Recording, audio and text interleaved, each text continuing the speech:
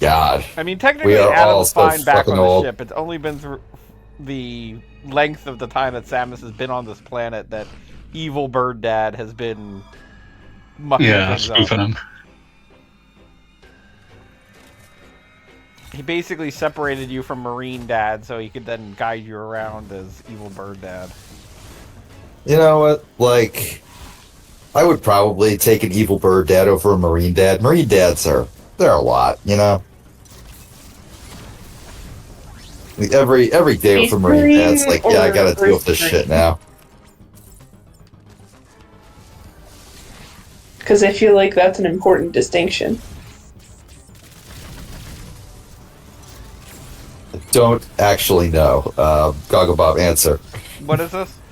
Exactly. Goggle Bob, answer. What's the problem? Goggle Bob, answer! Goggle Bob, answer! This is a very difficult boss!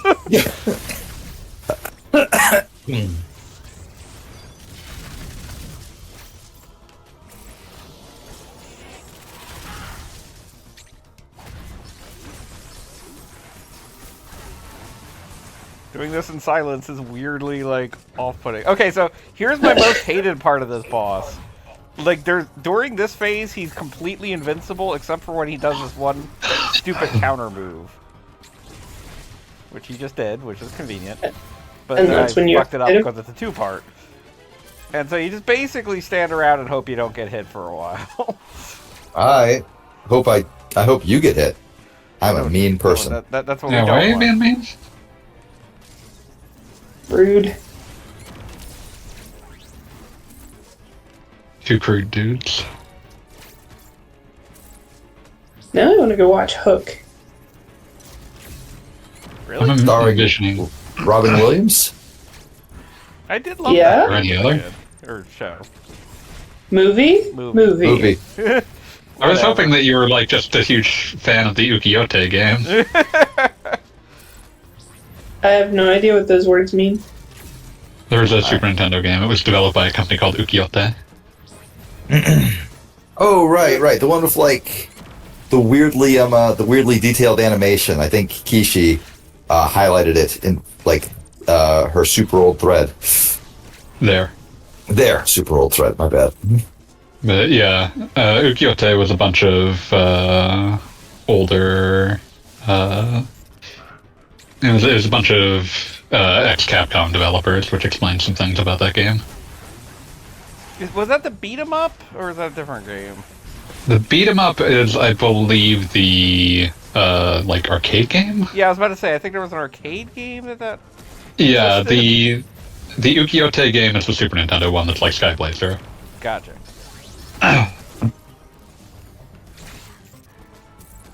From the developers who would go on to make Punky Skunk.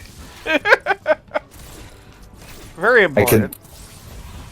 I can it's important honestly to me. say I have never thought about Punky Skunk. That seems dishonest. I'm sorry, it's the truth. I'm disgusted by you. That's fair. I'm also disgusted by me more often than not because I'm so gross. Harsh. I don't agree with that. I'm very gross. Don't make me be the one to argue for you. This is when it gets into crazy mode. Yeah, that was a cool fight. Like now you can damage him, but just all sorts of shit is happening.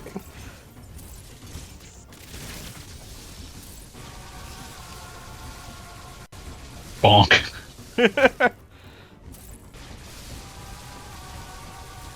It wouldn't be a Goggle Bob playthrough if there wasn't some kind of cheating involved, though, so... What cheating are you talking about? But suddenly Max- jumping to your 100% file. Yeah, well, I that's mean- cheating. I can tell you that my 100% file was properly earned over the course of the week. So This is still cheating, though. like I didn't just download the 100% file. You may as well have. Like, we have no way to verify I what you're actually saying is recorded truth. Okay, You well, didn't put that anywhere anyone could see it, but it was I recorded. could though. It's saved on the I very definitely computer have we're playing evidence on it's now. somewhere. Oh, mysteriously, my hard drive failed. Yeah. Yeah, like tomorrow you're going to be telling us, guys, you're not going to believe it. A bunch of street tough hooligans broke into my house and smashed my computer with hammers. Only my hard drive, Street though. tough Only the hooligans. hard drive. Everything else is fine. Yep. Yeah, they didn't touch the Switch. The many other video games in the room. They took one amiibo. It was weird. I want to keep like making suggestions for dumb things to try to force Bob to play after this is all done. I feel like there's no shortage. There really isn't. I mean, I was thinking technically we could play a bad Metroidvania. I don't want to. That was my thinking. I'm sure there are plenty. I guess. There's like a new From Metroidvania released every week at this point. Well, that's the Yeah, thing. they're Is no- I feel like if we brought up like a bad Metroidvania, it would be an indie game, and I'd feel really shitty picking on it. Yeah, like what's the name? Chasm. Chasm. Yeah, by all like accounts, that game is just bad. Partially because it tried to like combine Metroidvania and procedural generation, which not too great taste to go great together. Yeah, I remember talking to one of the people who worked on that at a PAX shortly after it, like, you know, about 6 months after it came out, like, the dust had settled, and it was just, like, talking to them, and it's like, they basically were like, yeah, it seemed like a good idea at the time. We were Understandable. no like roguelites had just become like super the hottest shit ever. It seemed like a not the worst idea anyone had ever heard of. Like, the idea of, like, an infinite, of a Metroid that, like, was like Infinite Metroid sounds really cool until you think about it too hard, and then, like, oh yeah. There's some obvious problems that they apparently weren't able to get around. Yep, couldn't square that circle. Yeah. I think this jerk uses the Shine Spark against you. That's pretty cool. Oh yeah, just in general, his pattern is generally engaging. It requires you to make a lot of good use of. And also, it is mostly him using Samus powers, or powers you've had over the course of this game. Like, he's got a 3-hit combo for some reason. But other than that, like, he's got an arm cannon, he uses a Shine Spark, he uses that, like, dash thing. His arm cannon's charge beam is, like, death. He's got a hyper beam. Yeah, he's got a hyper beam. That's exactly it. Like, basically stuff you've used over the course of the game is being used against you, and suffice to say, it has happened to Samus before, because, like, her chief enemies are always exactly her. Like, we've got Yeah, but Zack, usually we've when got- she actually fights them, they don't actually use her moveset. Right, they usually don't do this. Right, you just sort of ate that. Yeah, no, well, like, sometimes it's just like, I want to hit him. I just want to deal damage. But yeah, I can't think of a Metroidvania that, like, it's bad that I wouldn't feel like I was bullying someone by, like, really going hard on. That's kind of where I'm at. Like, I guess I could say a mean thing about some Metroids, but why would I? Why that doesn't feel right. Like, I think about, like, Metroidvanias are always made by, like, they have the old joke about Velvet Underground where it's like only 100 people ever bought a Velvet Underground album, but they all started bands. Like, the kind of person who makes a wow. Metroid... Wait, I'm just going to interrupt to say that I actually got him on the first try, which is goddamn insane. Yay! Congratulations! Metroid him! Metroid him! Also, never. I will state this also that the first time I beat this guy, it took like 2 hours for me to finally get to this point, and I freaking hate that the finale of this fight, for everything you do, is still basically you wind up in a chokehold. Like, win or lose, some people are ultimately it winds up being the same thing here.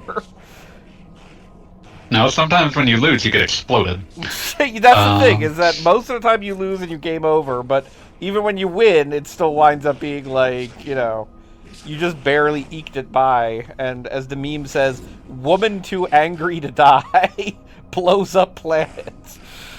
I mean, she was too angry to die, and I respect that. Yeah, no, He that's was a exactly what very- happens here. Samus does have an There's a angry meme. I heart. need this. She gets. I need the poster size on my Yeah, wall. you'll have to send this afterwards. But yeah, I was just gonna say that like indie Metroidvanias exist out of a dimension of pure passion, and so Yeah. So like, I'm trying to think of like Metroids that are just not well regarded. I guess Circle of the Moon, but I mean, I don't even hate that game. You can play as a skeleton and throw up a 999 bone at every enemy. you do love that. I do love The that. 999 mode. You need the 999 bone. Gonna ROM hack Circle of the Moon to have that have every time that you get the 999 bone, it fucking plays the clip from Shadows of the Damned where Garcia Hotspur shouts, "Taste my big boner." Taste my big boner. Shadows of the Damned. That game should have been better. I'm happy that it seems like Suda has come to terms with it. Yeah, like he was not thrilled. He was about- clearly unhappy about it for a very long time. Yeah. But you can tell by the time he's like, one of the things that makes Travis Strikes Again such a cool game is that it is a game that's story is largely about Suda reflecting on his own catalog. Yeah. And when you get to the Shadows of the Damned world, it's like, yeah, he's come to terms with this and has some things that he likes about it. And you can tell that because he also got the rights back to it and is remastering it. Also, like the conversation you have with Johnson, in that level, is literally just Travis saying, I thought it was pretty good, and Yeah. Johnson being like, well, we might do a remaster. Yeah, it's one of those things that's like, with the benefit of time, he doesn't, like, he can sort of look at it for like, there were good things in this, even if it's not the game he wanted to make. Also, it's cool as shit. Yeah, I was amazed that they resisted the urge to make DLC an actual fight with that thing. Mm-hmm. Because it is definitely an awesome design, and the fact that it only exists in a cutscene does seem like a bit of a waste. It's a bit of a shame. I do appreciate just like responding to a big X parasite that you could eat with "No, fuck you." Yeah, no, exactly. You are no more. And I also do I'm like not that you get eating the you. escape sequence here while you can use the hyper beam. Well, yeah, the fuck you beam. The fuck you beam. I do Like, look appreciate at how that cool that is. if this is going to be the last Metroid 2D for a while, because theoretically the next thing we're getting is, Prime Like Prime 4 or is probably a Prime Switch 4 has launch been- title. yeah, Prime 4 has I'm been in betting. development for so many years now. Like, It was like we know that it switched developers to retro in like 2020. yeah. Like, But I wouldn't even say it was in development all that time. That feels emotionally dishonest. the version that we're getting, like as far as like based on what they've said, shares nothing with the version they originally announced. From what we can tell, what they originally announced was being made by a couple of different teams at Bandai Namco, and they were all like scattered across continents, and it made it so like there were just communication breakdowns within the developer. I mean, remote works normal now, but like that doesn't mean like it's always a great idea to have like half your team in fucking Angola. Yeah, it was like because there was like Japan, Singapore, and I think at least some in like North America. So it was like there were language barriers, there were time zone barriers. There was all sorts of like things that made that difficult, especially given that they were trying to do it in like 2019. So ultimately, that version went away, and it got swapped over to retro. I would suspect that Mercury Steam is probably working on another 2D Metroid. I mean, I would guess. simply- Like, what else are they doing? It's one of those things that like this has been their most like fruitful partnership. Everyone liked this game, right? Like I've never seen There's anybody very say little. There's very little. I hate dislike for Metroid this And game. I Dread. think it was like the best Metroid seller, like in two. It's the best-selling Metroid. It's one of it's easily their most fruitful collaboration. Just like there was no. Oh, I kind of like this. That Good Bird Dad comes back. Good Bird Dad comes back, but also Good Bird Dad is a parasite. Well, I mean, this I like it, but also it's what happens to Samus every fucking time. I mean, yeah, but it's Metroid. It's going to go like it's a video game. It's going to go back to the status quo. But I like the notion of like there was a parasite that infected Good Bird Dad, and through some combination of the parasites do have some degree of sentience, and Good Bird Dad was a good bird dad, it chose to sacrifice itself to make Samus whole again. But the end of Super Metroid is... Well, the end of Metroid 2 is out of nowhere a Metroid saves Samus. The end of Super Metroid is out of nowhere a Metroid saves Samus. The end of Metroid Fusion is out of nowhere Sax decides to sacrifice itself to join with Samus to beat I never Metroid. got the impression that Sax was trying to sacrifice itself. I got the impression it really wanted to fucking kill that Metroid. It was one of those things where, like, yeah, I'm going to kill that guy, even if I have to do this to make it happen. Fair enough. But Like, it does I seem don't- like Samus has a thing about either getting saved by Metroids or X-Parasites.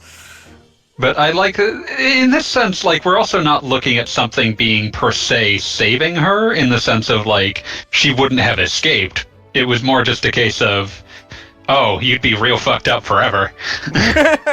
Well, Yeah. no, they make the point that if she stayed in Metroid form, she would have sucked all the juice out of her ship.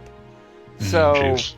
theoretically, she'd have to, like, space jump into space. I think she could have managed that. I mean, yes. But yeah, no, I think that emotionally, I think it's interesting to have the notion of a good X-Parasite, an unambiguously good X-Parasite. No, I Okay, like yes, that too. I'll give The you idea that, like, unambiguously good, 'cause- the idea was always that the X-Parasites basically just mimic their host. So, an X-Parasite mimicking a genuinely good person would try to be a genuinely good person. which It makes raises sense. questions about the Sax. The Sax is definitely one of those things that's like, they have a will of their own. Like the parasites, for as much as they're amorphous blobs, they have will and intelligence behind them. Yes. Yeah, well, they make it clear even from Metroid Fusion that once a Sax starts eating something with intelligence, it has intelligence. Because they suck up the scientists on that space station and then start screwing with the space station. Yeah, but specifically that, like, they have... We get a X-Parasite that, when given that higher level of intelligence, chooses to do good with its life. Yeah. Yes. And I liked that. I thought that was fun. Yeah, No, it's and nice. I also just I like like it that too. Good Bird Dad, because they definitely lay it on thick during the ending that, like, Bad Bird Dad is just an absolute asshole. And... You know, Samus, Fuck you, got my Ravenbeak. DNA. Like, you know, you are an asshole too. But no, Good Bird Dad exists. Good old Ravenbeak. Yes, That's Bad Bird Dad, for those who don't know. Ravenbeak, who has Closer. been guiding you the entire game, who just randomly, casually Pretending says, to be "Oh Adams." man, that Ravenbeak, you'll never be able to beat him. He's so cool and awesome, and he's also has all the I love that that's the hint. I love that that's the hint of, like, oh, Adam's been fucked up, is him just talking of how cool and strong Ravenbeak is. Ravenbeak just, you know, he went to the dance floor and he started a musical and it was better than that Marvel's movie. Anyway, go get the That's gravity not. beam. That's a low bar to clear. But yeah, it's. I like the ending. Yes, I get that Metroid just does this a lot, but Yeah, I like the it ending. is a well they go to, like, literally every time. It helps that most of them are at least are near enough a decade apart, so I don't think too hard about Yeah, it. this is... Yeah, it's like if you do the same thing you did last time, but last time was like 20 fucking years ago, you're fine. You're fine. Who cares? Yeah. You're allowed to do that. Nobody's gonna be like, oh, way to bring back something everybody liked and hasn't seen in forever. And it also works for Samus as a character because I think we can say this. All the 2D Metroid games, she basically beats the entire game alone. Like, yeah, she is a strictly self-reliant character. Yes, and so the fact that you get her something that is, here's a little help from your friends, a Metroid. And she's also the contrast they're also drawing, of course, is that like Samus is a technological marvel, like a creature, a person against nature, but in surviving, she is always helped in some fashion by nature. Yes. Yeah, that's true. But yeah, I do enjoy that they lay it on thick with the how powerful 83 saves. Huh? The other thing I wanted to bring up is the Metroid suit is just kind of cool design. Oh yeah, and I love how it is just. You look at it and it is not friend shaped. It is angular and angry in all ways. It has teeth on it, and they also make the point that like Samus herself is changing. Like I don't know what the Zero Suit Metroid Samus looks like, but I'm sure you can find some fan artists who will tell you. Oh yes, no, I'm sure. But yeah, no, I mean I would absolutely. I mean, like if I was going nuts, like like her ponytail is a piranha plant now, or something like that. There's teeth all over. There's just all sorts places. of bad things for other people. All right, so now we're back on the version that I still have to collect items, so that's what we're going to be doing for the rest of the night. We're getting important pizza questions in the chat for some reason. Cassandra, why do you have these important pizza questions? Technically, the greatest size pizza is a square pizza. Because that's the size of pizza box. That's the most efficient pizza. Yeah, like you're getting the most pizza for your pizza box with a square pizza, but also a square pizza just feels wrong. No, I don't think it feels wrong, but it's it feels more correct for certain types of pizza. Yeah, sure, okay. Certain deep dish. While I was visiting Cali Scrub last time, we had a Detroit style pizza. That's pretty good, but that very much needed to be square. Detroit style pizza. Good. Is that like Chicago, where it's just like basically a fondue? No. The question came up because, with tomorrow being Valentine's Day, pizza. all of the local places are like, get your heart-shaped pizza, blah, blah, blah. And I'm like, I feel like my biggest concern would be making sure that everything cooked evenly. You gotta get weird shit. You get weird shaped things. They don't cook as evenly. I actually had a heart-shaped pizza made one year, but it was by a guy who I knew and went to high school with, who worked at the pizza place, and was like, he was always making interesting pizzas. He still works there, and they never did like a official heart-shaped pizza, or maybe they do now, but whatever. It was a matter of, it was kind of like, oh, I know you enjoy making these kind of things. Can you do that for us? And he was like, oh yeah, totally.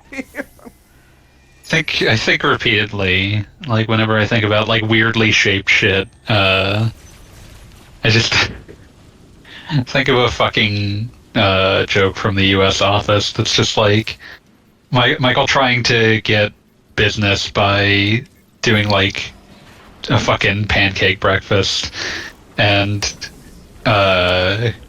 Creed showing up to it to steal food. But like he's like, why are these pancakes rectangular? And it's like, well, it's shaped like paper. And he's like, you have to make them circles so they'll cook evenly. I'm not even going to steal these. And he just produces like a bunch of them out of his coat that he intended to run off with. But also now I want pizza. Pizza's always a good choice, regardless of its shape. I actually really want pizza right now too. It's also an excellent Valentine's Day choice when Valentine's Day is on a Wednesday, because like who wants to go to a fancy dinner on a Wednesday? Yeah, you save that for the weekend. Yeah. Everybody's working. I don't really go to fancy dinners any day of the week, and I'm a cheap ass. So Everybody if wants anybody a is new really interested in romance. trying to woo me, half price candy day. Yeah. I mean, that's pretty good. also known as the day after I was about to say Valentine's Day. February Or 15th. the day after Halloween, Also true. or the day after Easter. Any of those holidays where you just get a lot of candy. Exactly. Everybody wants a new romance. Baby, with you, every day is half day candy day. Half price candy day. That's the line that sweeps someone off their feet. I mean, I've definitely been in relationships with people where it was like, baby, I know you're cheap, and I'm okay with that. I'm okay. appreciating. Okay. No. Finish what you're saying. I was just going to say, I'm appreciating the utility of the cross bombs as I watch this. Yes. Continue. Yeah, I am definitely not the typical person that they're going to try and sell stuff to, because I think giving flowers to somebody is simultaneously putting the burden on them to take care of it, and also they're already dying. Why would you do that? It's What if I you're gave them an not wrong. And give me the half price candy. True enough. The bar is on the floor. Everybody wants a new romance. The bar is on the floor. Oh. I've been spending entirely too much time on Reddit lately, and Speaking of places where bars are on the floor, yeah.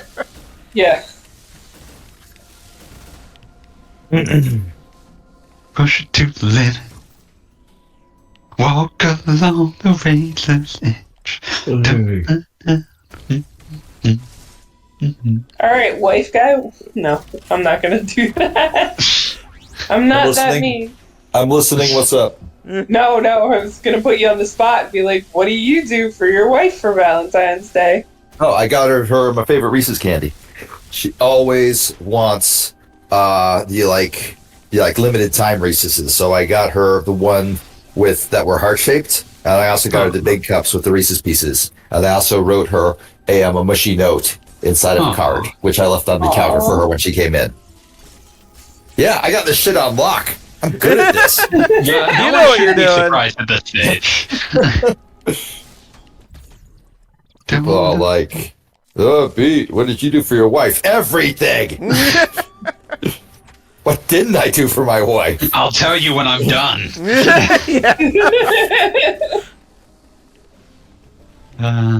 Everybody's working for the weekend.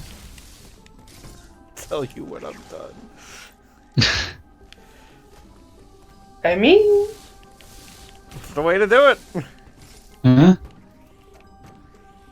Clear's posting about which Burger King Kids Club members are anti-racist. I feel like now I have to go and remind myself which Burger King Kids Club members I said were racist.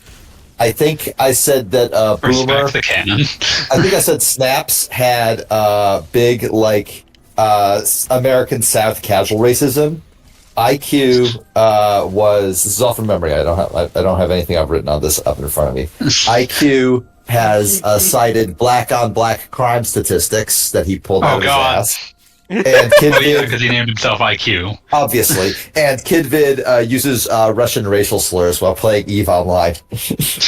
He only kind of knows and what they cheats mean. in space. Khalir's thesis is that Jaws, Boomer, and Wheels left the group long ago and will deny even knowing the rest, or even each other.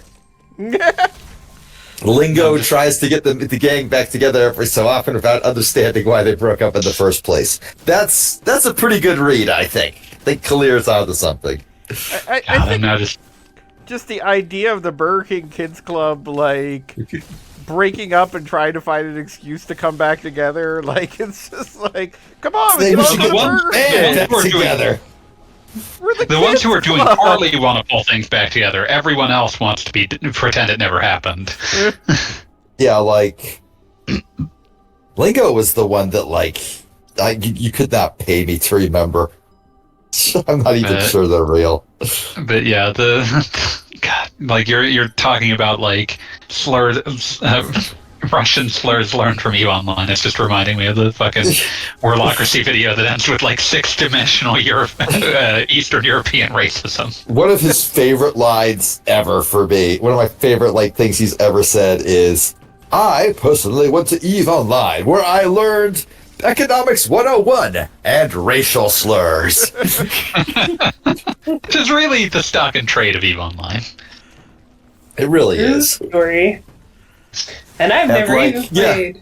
But yeah, no, his thing about how if you have played Fallout Online, please leave a comment to share your experience. Most of these that I've found are unwitting Americans going into a server that looks fun and being immediately confronted with 7-dimensional Russian racism. God. Yeah, I've never played it, but I've seen it played, and that was more than enough for me to know out. EVE Online is Cesspool? It's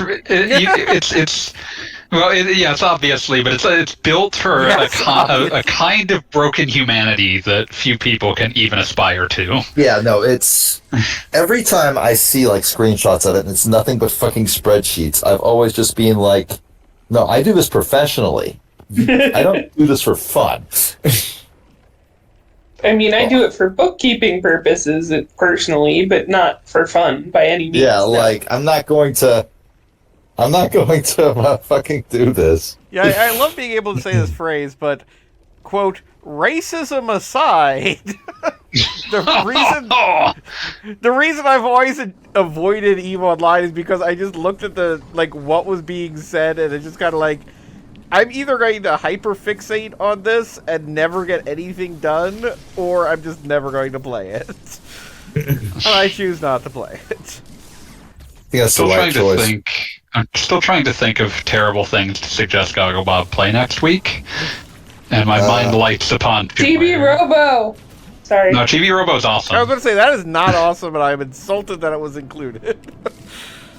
Wait, it is awesome or it's not awesome? Will you please make up your mind? Not bad. Whatever I'm trying to say. Okay. I didn't realize you were looking for bad things. Alright, let me I'm looking for things I'm looking to hurt Bob. There's a new Tomb Raider remaster. God. Eh? It is about the right statement on that. I'm fascinated by it. I've been ranting about this in another chat. I'm fascinated by its commitment to aesthetic goals that are entirely at cross purposes. Well, you can't make Tomb Raider look better and still have it look like Tomb Raider. It's not that. It's that they need it because the original game was tile-based, and they wanted you to be able to play the game as it was originally released, which is a noble goal that I respect. They couldn't go far with how things changed when you swapped between new and old graphics, because otherwise you would create a situation where the player could be just incapable of doing it. You would create situations where the game didn't function the same way between the two. So they gussied up all of the textures and the polygons without at any point changing the geometry. So you're just oh, you did a good job on this stone texture. Also, this stone texture is entirely is made to look extremely strange because it's completely perfectly cubic. That's wonderful. It's super strange looking, and I'd be irritated if it wasn't in the name of making sure that you could still play the game as it was originally released. As I said in this other chat, yes, I'm in there. Y'all are jealous now. I have a deep love and appreciation for old games having new features applied to them that just clash horrifically. That's why I love fucking PC Link's Awakening. That's why I love PC Ocarina of Time, right? That's extremely my shit. I just deeply so like when fanboys started telling me that like you could swap between graphical styles and like You can swap between them. see the ugliness of Tomb Raider in all its glory, just like perfectly. I was like, I need to check this out. This is important. You can swap between graphical styles so hard, you can use the button to swap between them on the main menu. And it will swap between the new HD art that they made and the original. So hard. That's so good. I respect it. Like, in general, my opinion is that make whatever stupid-ass upgraded graphics that you want, as long as you give me the option to play something that is loyal to the look of the original. And they did that, so go ahead. Make it look stupid as shit. I don't care.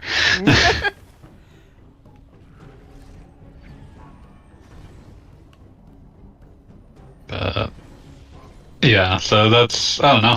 I personally, like, there's a part of me that even though I don't think those games are very good, I'm tempted because I just think that those games are super important and have almost no legacy anymore. It is bizarre how it practically defined the PlayStation 1 era. And, like, for instance, when they announced, even in the PlayStation 3 era, when they announced PlayStation All-Stars, like, it was kind of like, oh, Lara Croft's got to be in this. And, like, so many people didn't even, like, mention it as a thought. Like, oh, yeah, no, that's right, she existed. It was just... And like, we're talking about a game that wound up being, like, a movie with Angelina Jolie? Like Yeah, like your dad huge. knew who Tomb Raider was for a little while.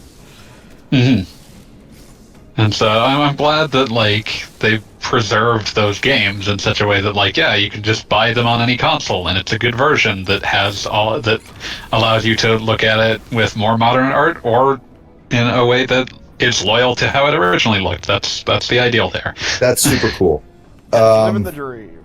I'm gonna say Angelina Jolie, perfect casting for Lara Croft. Oh yeah, Yeah. 100%. Like you could literally not do better. And the first movie, for what it was, I thought was pretty good. Like, it wasn't, like, gonna set the world on fire, but, like, if you asked me to make a Tomb Raider movie, I'd probably come up with something similar to that.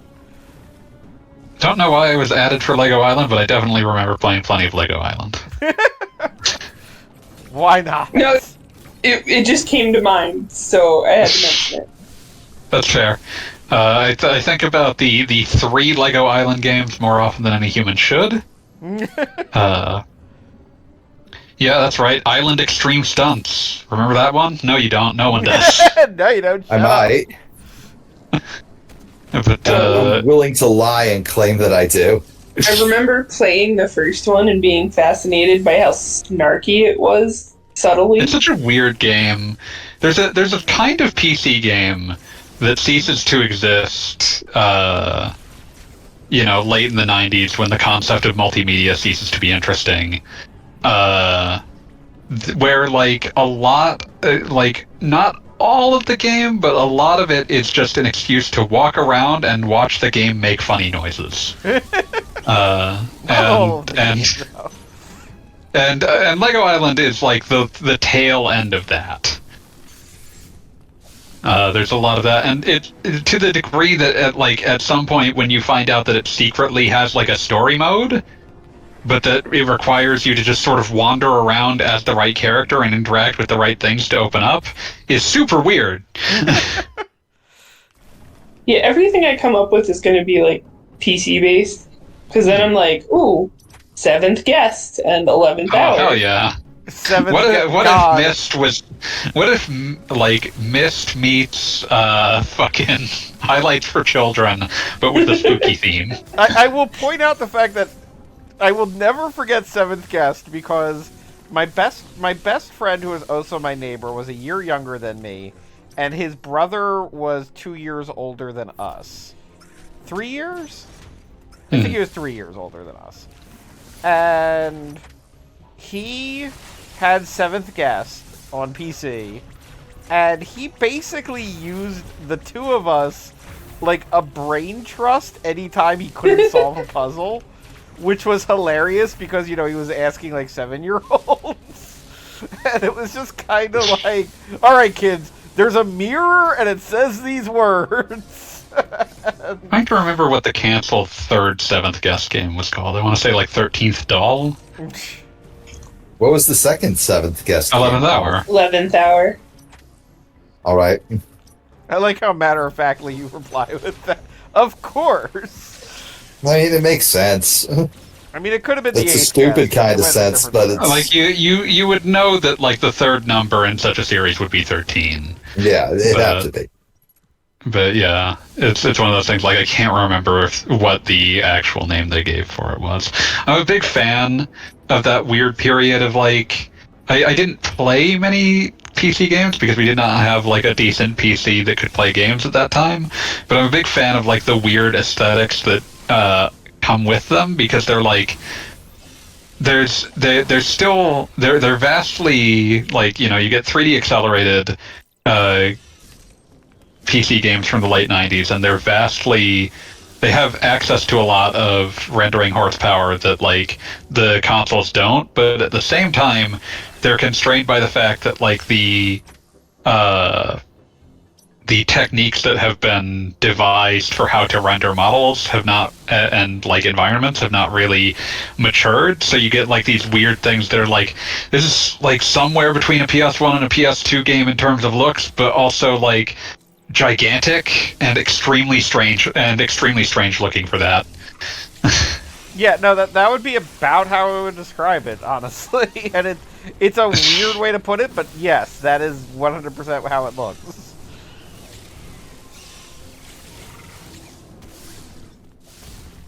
I'm reading the Wikipedia, and it looks like there was like a Kickstarter for an unofficial fan game called the 13th Doll. Okay, that might be what I was conflating it with. I mean, like, you can just, as far as I know, you can just call something the 13th Doll. Like, Oh yeah, you'd be able to, but that was very. Nobody But the can name stop the you. 13th Doll is calling to the lore of the seventh guest. Right, and it's very specifically, it was a fan-based Kickstarter. Mm-hmm. I think a lot about that, like that period, that brief period when optimism had not been smashed for video game Kickstarters. yeah, that was a brief fucking moment in time, wasn't it? But it Yeah, got us Psychonauts too. The Psychonauts 2 never was Kickstarted. It was on Fig, which was a slightly different thing, but also Psychonauts 2 is fucking incredible. Well, it is fucking incredible. It's just that, like... My game of the year that year. Yeah, no, that is as good a game as Tim Schafer has ever made. But, like, we sat through... Like, people sat through so many broken promises, probably scams, and just things that turned out disappointing that like it can be hard to remind people that like, oh wait, Bloodstained was one of the best Metroidvanias that anyone ever made. Yep. Yep. Oh, here you go, fanboy. There was one that Trilobite, the company, made called Clandestiny. I get it. Hope they die in a fire. Wow. That's a bit harsh. You know what I'm about. That's lore Maybe- consistent though. Maybe you don't, but like, But the rest of these fools do. Yeah, I get it. yeah. Apparently, it had gameplay similar to 7th Guest and 11th Hour, but using cell enemy rather than live action video. Oh, that must have been. I'm curious what kind of budget they had for cell animation. There's some fascinatingly weird looking animation, and a lot of it's from that era in FMV is like from former Soviet bloc countries, which is why things like the Zelda CDI games look so goddamn weird. I was going to say, is anybody going to hazard a guess on the year? I guess 97, 98? For the third one that we're talking about? Yeah. Okay. Any other guesses? I got nothing. I got nothing. 96. Ah, Damn. damn. I went over. The price is wrong. It turns out the price is wrong, Bobby. Okay, so this is one of the flavor country missile packs. I think a lot about... Welcome to Flavor Town. The Roman Empire? I do not, actually. I never think about the Roman Empire. No, We are now. No, I'm not. I'm fully stuck in the memories of the God, I need to double check what year this was because it's insane. Yes, the 2010 release Dark Star, the interactive movie, which was like largely filmed in the late 90s and then finally came out in 2010 for Mac and PC, and is extremely strange both for that and also for the fact that it has most of the original cast of Mystery Science Theater 3000. What? How did that even happen? It's quite the get. I have no idea why this occurred. Okay, so it was written, produced, animated, edited, and directed by a guy named J. Allen Williams over the course of nearly a decade. It had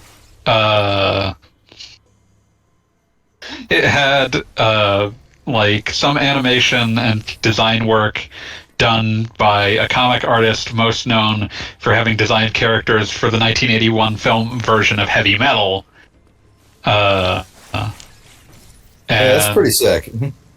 Yeah, like it's a super, like, it is a game that feels like it fell out of time because it's like, again, this is called Dark Star the Interactive Movie. It's from 2010, and it is just an FMV game that just finally came out at that point. It's real weird. I think that, like, in retrospect, like, FMV games are mostly bad, but the ones that are interesting are ones that are almost outsider art. Yeah. Like, extremely strange things like Mode or fucking Spaceship Warlock or Total Distortion. Like, things that didn't even attempt to resemble normal video games. Fucking Total Distortion has, like, the most ridiculous vibe around it. It's incredible. And, like, I'm glad that people, that nerds remember it for the Death by Guitar Warrior section, but there's so much that's fucking weird about that game that's worth seeing. Guitar Warrior. Oh man, I also love when you, I'm just going to talk about Total Distortion for a minute. I love when you go, like, because the premise of the game is that you're, like, essentially working for a record company, going to an alternate dimension to harvest music. And so you'll find things. That's incredibly dystopian and on the nose. Oh yeah, incredibly, and I love it. Its heart is on its sleeve at all moments. But I love that the if you run into a Guitar Warrior, one of the things you do before having any sort of conflict with it is you can talk to it, and one of your options is to just have an argument that will inevitably degenerate into nah, yeah, as long as you care to keep selecting that dialogue. But thou must. And just incredibly, this obstinate Guitar Warrior that then kills you, and then sings a song about how you're dead now. In case I'm gonna pull up this classic in case anyone here hasn't seen it. Total Distortion. You are dead. I've been playing Zelda while Gogglebob plays Metroid. That's fair. And I just got into the Yiga Blade Master Station, switched into the most Link outfit I have, the original, the Breath of the Wild Heroes gear, in front of the Blade Master to see what happened. And he's like, huh, you look familiar, but I can't place it. I found the only Yiga Clan member who does not know who Link is. You're just like, yeah, I don't know, man. I don't know. Come to think of it, I just got here. Of Breath of the Wild and Tears of the Kingdom. By Tears of the Kingdom, everyone knows who that Link is. But Not everyone. well, okay, that definitely not that guy. Most people know. But A lot of them. do they actually I'm trying to think in the lore of that game, do they actually know like what previous Links looked like? So here's the thing. In this game, it is ambiguous if any of the previous links actually occurred at all. You are dead. It could just be like an entirely separate, entirely cordoned off timeline. That said, all of the like previous links outfits can be found in game. Oh yeah, the They're not outfits like- are there, but the question is, would anybody recognize it? I don't believe so. I don't think they have like I don't think they have like historical record of that. Yeah, because like Wind Waker very distinctly has this is what he used to wear. Yeah. Dead. Pitiful waste of a human life. You are dead. Your heart is stopped and your brain is cold. You were so dead, and now your body is starting to move. You were so dead. It's a sad story. You're gone. My headcanon is my stupid You're headcanon through. is that Link, like the Link in Tears of the Kingdom. How does it feel to be dead? I'll just let Fanboy finish. I'm done. My headcanon is that the Link in Tears of the Kingdom, like when he obtains like the other Link outfits, sort of like has like this sort of like almost genetic memory of who they were, and he's the only one. No one else knows. Yeah, because like I said, there have been other Zelda games where they distinctly said this is the hero's outfit, but this I don't believe is one of them. It's like the descriptions for them are. Hold on, I've got the game right here. Well, I Just mean, you look at distinctly them. get like the one costume in Breath of the Wild in like the dedicated shrine. Yeah, yeah, like it's But the question is Let's whether see not here. anybody knew that was there. Cap of Time is, according to legends, Cap was once worn by a hero who traveled through time. So there's like a the like most like bare bones knowledge that these guys might have existed, maybe, but nobody's sure. And somebody just inexplicably owns a lobster shirt. Yep, yeah, that's great. I also think that since the Triforce never actually comes up either in Breath of the Wild or Tears of the Kingdom, like explicitly, so it's my opinion that the entire like plot of Tears of the Kingdom is Ganondorf trying to get a special rock. And it's like my headcanon is that when Link like finally confronts him, he's like, "Motherfucker, we literally have a piece of the gods in each of us, and you're worried about a goddamn pebble." Because Link didn't have one; he just fucked him up with his bare hands. Yeah, no, it's true. And I will say it. I said it before, and I will say it again. I genuinely want the story for why everybody 1,000 years knows exactly what happens if you eat a magic rock. Oh, 3 people ate him. Well, there you go. Well, I mean, yeah, Yeah, there's that's- definitely dragons. Yeah, no, that's You're why there are beat 3 dragons. dragons. You can find those 3 dragons' clothing sets, which are implied to be what the people who became those dragons dressed like before they became dragons. What they dressed like. Yeah. I mean, I assume most of the time they just wore, like, shirts and pants. But like the concerning thing there is that somebody had to be the first one to say, you know what? This is a pretty great magic rock, and I love that it grants me superpowers. But what does it taste like? Somebody just looked at it and was And like, you yeah, it looks like gummy candy. I'm going to eat the forbidden gummy. Do They not. probably eat the thought it would get fruit them gummy. high. Do not taste the science. I've never tasted science. I've tasted the rainbow. And It's okay. Did Okay. you turn into a dragon without memories? And also, how Nah. do they confirm that the dragons don't have memories of their former lives? They're not very communicative. I think they just went, well, it no longer talks. It no longer, responds to things. It It no doesn't longer really respond to things it knew before. Yeah, like Hey, it don't doesn't call seem it to it. That recognize. was Link's girlfriend. Doesn't seem to remember Well, I was anything. going to avoid the spoiler, but I think she would be able to communicate with you afterwards whether she had remembered anything while being a dragon. Yeah, like the most we see is in the finale. She like immediately like rushes to Link, but like that's like some barely present recognition. And also, there's like another dragon now that everybody hates and wants to kill, and she wants to kill it This too. dragon sucks. Fuck this dragon. Yeah. Well, Fuck she's this the dragon. light dragon. You gotta figure she like looks at the dark dragon like, oh shit, no, I'm the light bringer. no. Hate this. I'm the fucking universe. God, Alone in the Dark 08. Incredible champion of misguided ideas. Anyone else play Alone in the Dark 08? No. No. That's the one. Fuck. You can tell you're in for an incredibly bad idea when one of the first mechanics introduced in the game is the three first-person segments that total about 15 minutes. They created a mechanic where you have to like manually blink. Wait, like you Welcome don't just to Flavor Country. see. That's like one of those like decisions that could only be like.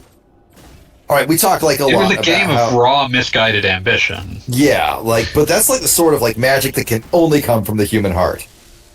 Like we talk a lot about how like certain things are so paint by numbers that like there's no like personality to it. That's the sort of thing that can only come from the soul. Someone A had deeply misguided soul, but still a soul. opinions when they made Alone in the Dark 08, and they shouldn't have. Those opinions were Shouldn't have bad. made it, in or they fact. shouldn't have had opinions. Both. Yeah, I'd say the opinions they had were the real question here. But I mean, at the same time, it's a train wreck in all ways, but it's a fascinating train wreck, so it's at least funny.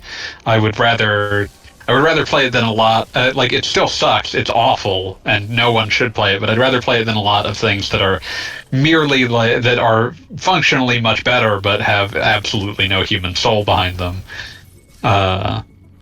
Also, hi, Apple Figure. Hello. Maybe. Good day and welcome. It's Metroid shopping trip. Hey, Yep. yeah. You already missed the ending. Yeah, we're doing this in reverse. We'll fix it in post. Yeah. We'll just be discussing things backwards. That's it's avant-garde. Exactly. It's gonna be Experiment in anachronic order. gonna be some Twin Peaks shit. I mean, you've seen Memento, right? Ravenbeak, don't believe his lies.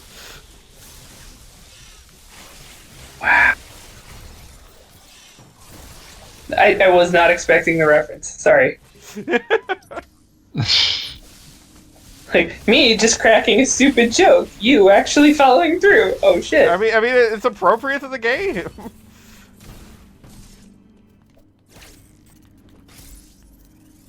I'm just thinking about for some reason, thinking about David Bowie and Twin Peaks, Firewalk with Me. Oh man, yeah. Banger. I'm not gonna talk about Judy. We're not gonna talk about her at all. What a performance.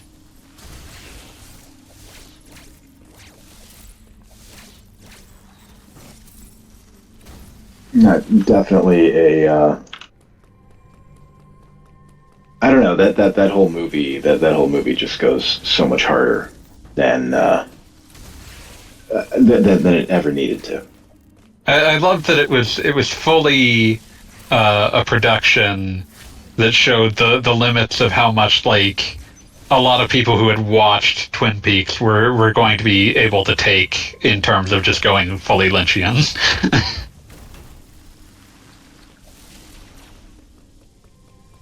Fully Lynchian. What would you say is the most fully Lynchian thing out there? It's actually a difficult question. I would, if I had to say, I would say a movie that I've actually not watched. I know I need to, but I just haven't gotten around to it, which would be Eraserhead. That makes sense. A part of me just to be ridiculous says The Straight Story. Just by virtue of nothing could encapsulate the weirdness of Lynch than the fact that people were confused by the notion of him making a straightforward film. Yeah. I was going to say, like, I haven't seen that, so I was curious what made it qualify, but that would do it. Why can I understand this? There's something special about an artist that that challenges the audience enough that when they see something that doesn't immediately challenge them, causes them to think about it further.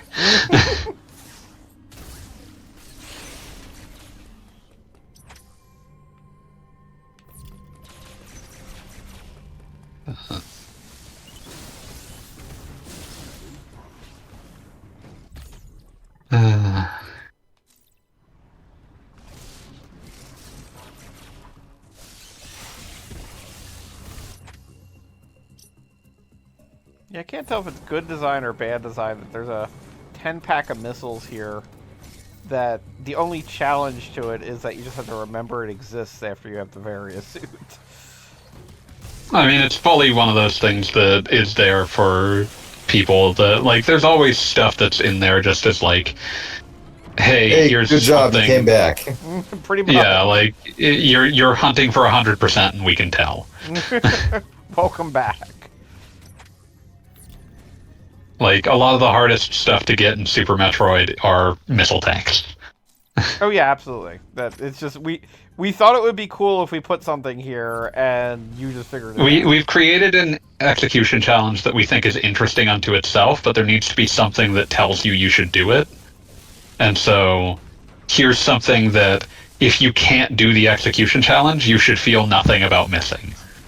I mean, one difference I would say between Super Metroid and this game is that I feel like absolutely everything in Samus's moveset will get you an item somewhere in this game.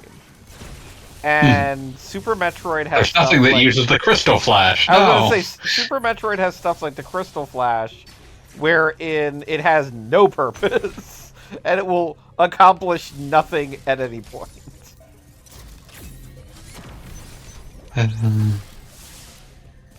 It is a fully explored moveset, for good and ill.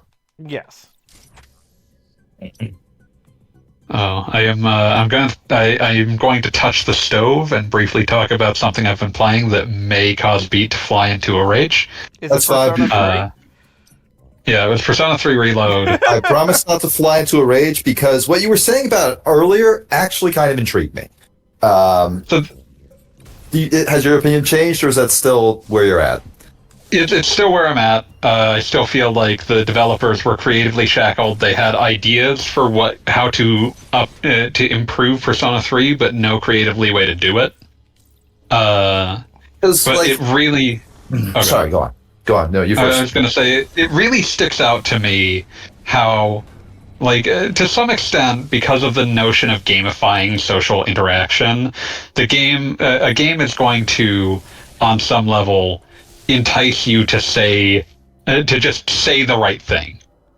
Right. But the thing that always sticks out in Persona 3, even more so than its successors, is how much the right thing is always exactly what the person would want to hear at that time, to never have their opinion challenged in any fashion.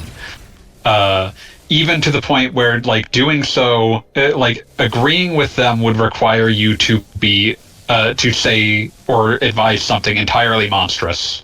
Yeah. There was a lot of that in P3. That was one of the things that turned me off about it so much. I believe Nodal once described it very succinctly as, oh yeah, no, the P3 protagonist is a sociopath.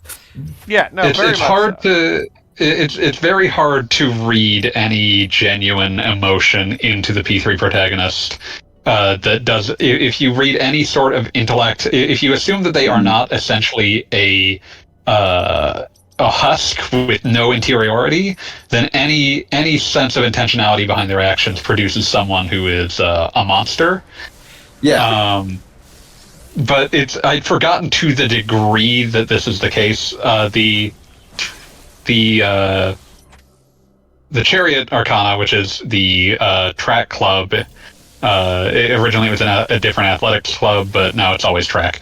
Doesn't matter. Point is, the core plot line behind that is that your cohort in this club, the person you've become friends with, is struggling with a knee injury and doesn't want to tell anyone because that would stop him from being able to run in the big meet. It would, and he wants to run so that he can prove that physical therapy is worth it to his nephew or whatever.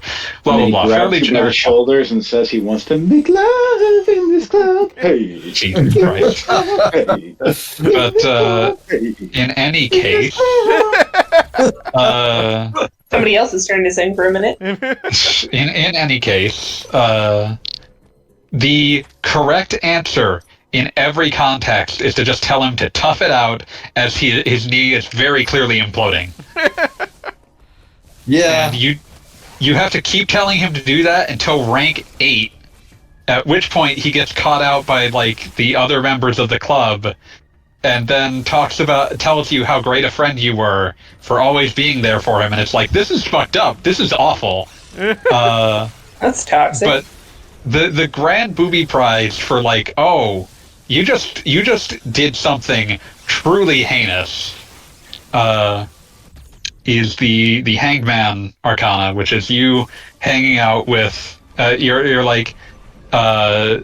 there's this lonely little girl that's hanging out at a playground near a shrine, and you spend time with. So many good stories start out that way. All the best ones.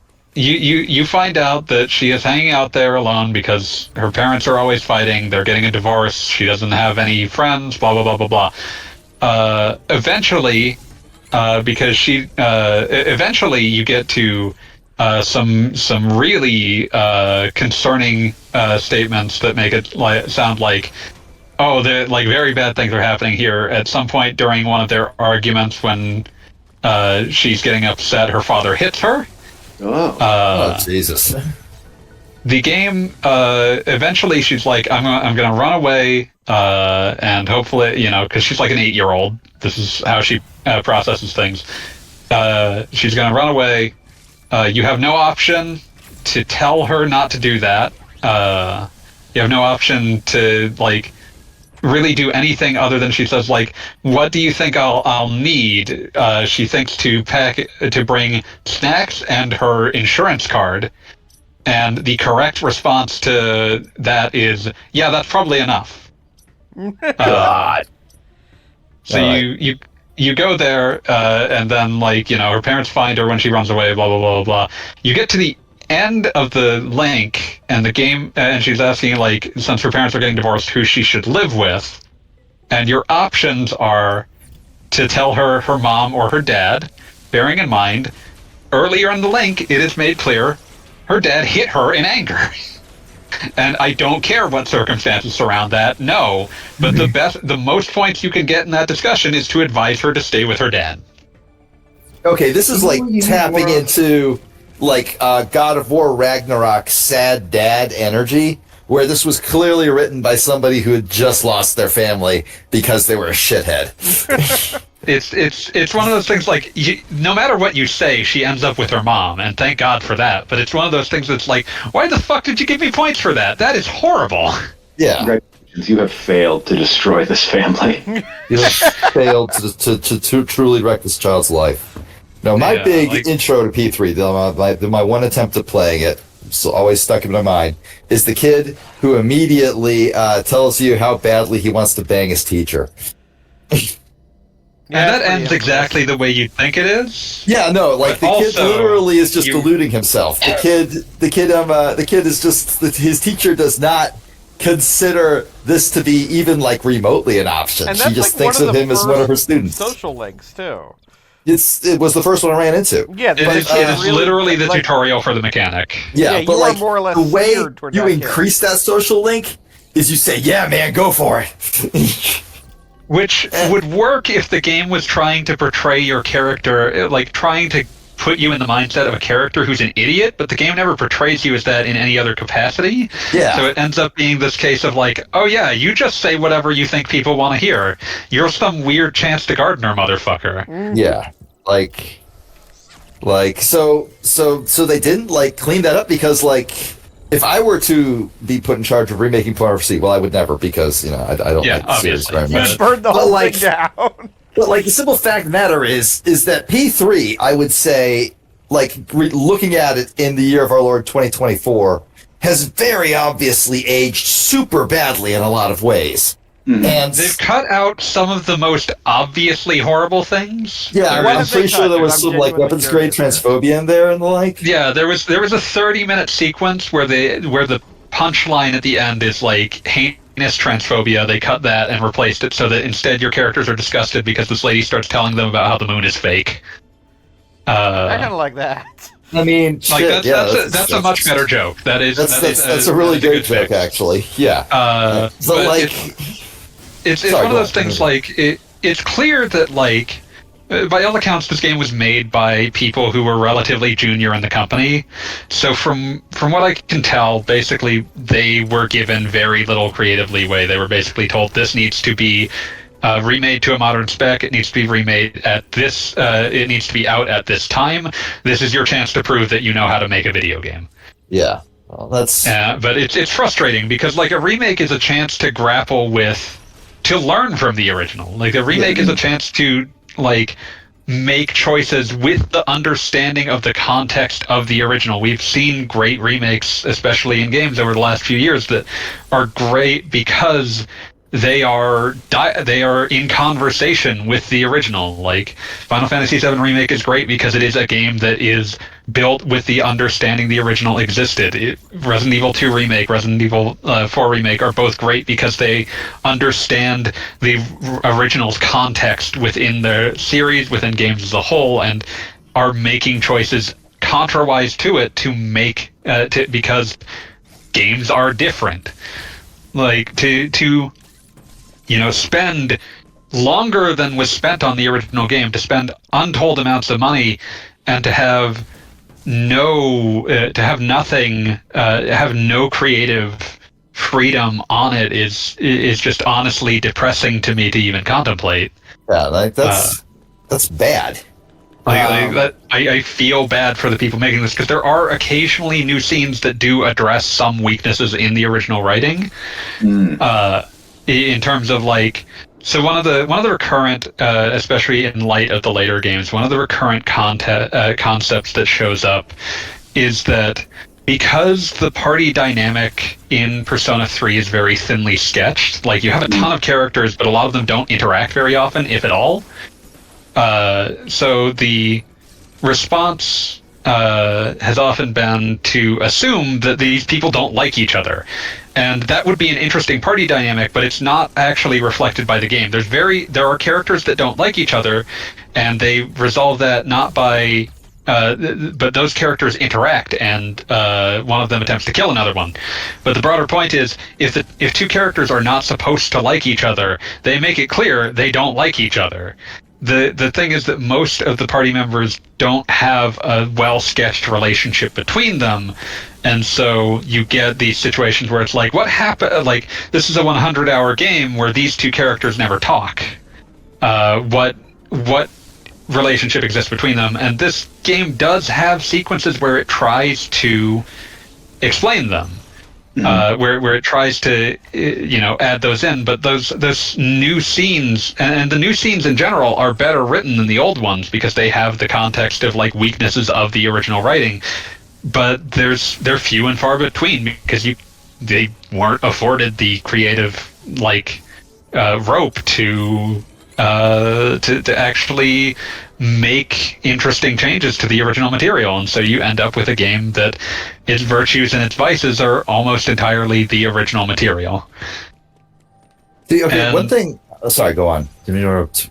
I need to stop. Oh no, it's fine. I had one last thing I was going to bring up is that like, Please do. and a few of the things that they were almost assuredly mandated, like make something out of this. You run into issues of to make this conform to the original material, you can't do much with it. The villainous group of Persona users, Strega, who exists to like be the contrast, like because the whole game's like thematic core is around like nihilism and the value of life, blah blah blah blah blah. Strega exists as a purely nihilistic force that seeks only after death, but like at some point a mandate was made that they needed to do more with them because the characters were reasonably well liked, but they have almost no motivation and no plan. So more scenes were given to them, but they're not built to have motivations. They just exist as a contrasting force. So when you run into like their leader partway through the game, it's just like, oh, like he has what might be the single stupidest discussion within the game's story, because there is a bit where he's like, so because you get into a situation where he's like, I'm in your debt, I'm going to let you ask one question, and inevitably the game railroads you into asking about what Strega's motivations are. Of course, you get the one joke answer that I immediately took, which you could ask him why he doesn't wear a shirt. Which, good on them for taking that comedic opportunity. He refuses to answer, don't worry about it, but it's good that they gave you the option. But eventually, it leads you back to what Strega's motivations are. And he starts talking about how, like, well, there's a special time of night when we have secret powers, and you're trying to get rid of that. We don't like that. Why are you trying to get rid of it? So he asks you your motivation. You point out, well, the secret time in the middle of the night that we have special powers in is also a secret time of night where monsters come out and kill people. We wanted to get rid of that. And his response, and I am only not quoting because I don't have the text directly in front of me, but this is exactly what he's saying. He immediately responds with essentially the stupidest anti-gun control argument you've ever heard. Oh my goodness. Which is to say, he immediately responds with, cars kill 5,000 people in this country a year. Why aren't you trying to stop cars? Oh my god, that's okay. So here's the thing that blows my mind about you telling me that the Persona 3 remake just is so. I don't think cowardly is the correct word. I would describe it as shackled. I feel like the people who made it wanted to do more with it. Sure, that's a good term, shackled. And that is. Like my observation here, which I don't consider myself to be nearly as smart on this shit as you, and I'm not a huge fan of the game. But I understand. But Persona 3 is a game that has already quite a few remakes. There are a lot of versions. Yeah, of you can play a version with more features than this one. You can get that on every platform this is available for. Yeah, but it's 3 portable, right? Yeah, the one that has the. I will but like Persona 3 say, had a fucking I guess you could call it a remake or you could call it like an enhanced edition on the fucking PlayStation 2. Persona 3 Yeah, FS. that is essential. Yeah, FES is essentially what this is a remake of. And I will say one thing that always got me about Persona 3 Portable. That is a game that, due to it having to be released on the PSP, they streamlined the daily life segments to be sort of click here as opposed to you're walking around an area. And I will say that has taken me out of that game, because the Persona games are built to be like you're inhabiting these worlds, and I will say that the interface of that is not ideal. I know there are people that have no problem with it, but that is something that's always impacted me. It's not. I'm not huge on that interface, but I can't help but ignore the fact that like that is this same game essentially in 90% of all of its content, and actually has more content. Yes, like it has. Accurate.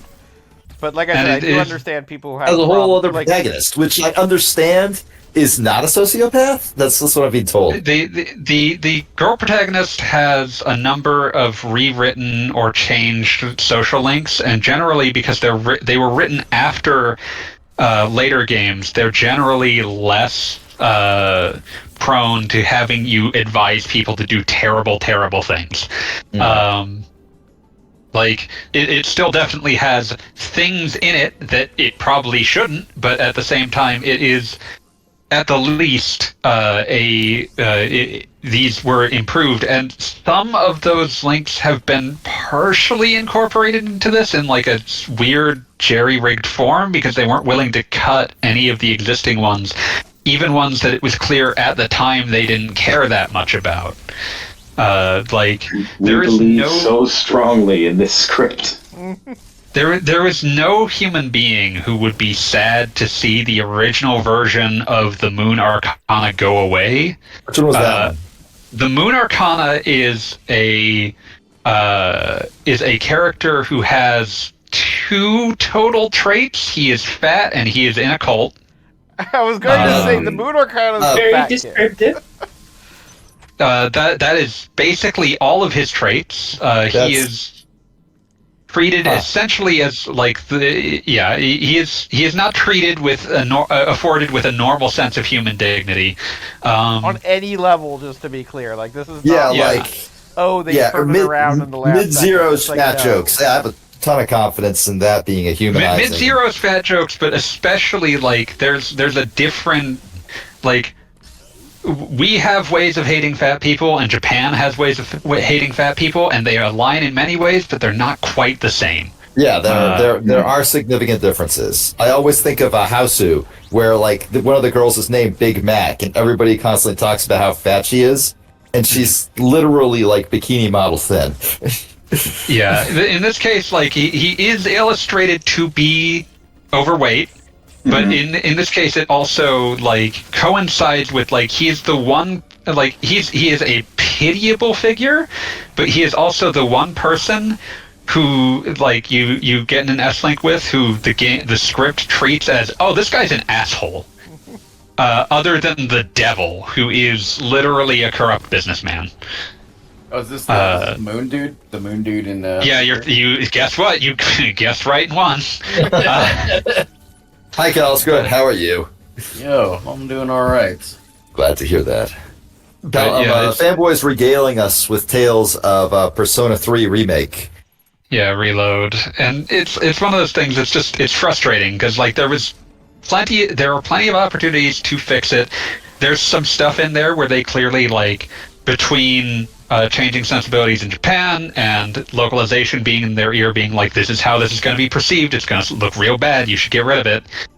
They have had the good sense to cut some of the worst stuff, but they just weren't afforded the creative freedom to make some of the more interesting changes that I think probably were on the table in some discussion, but ultimately never happened because. So wait, just confirming, the moon has not been changed, like, at all?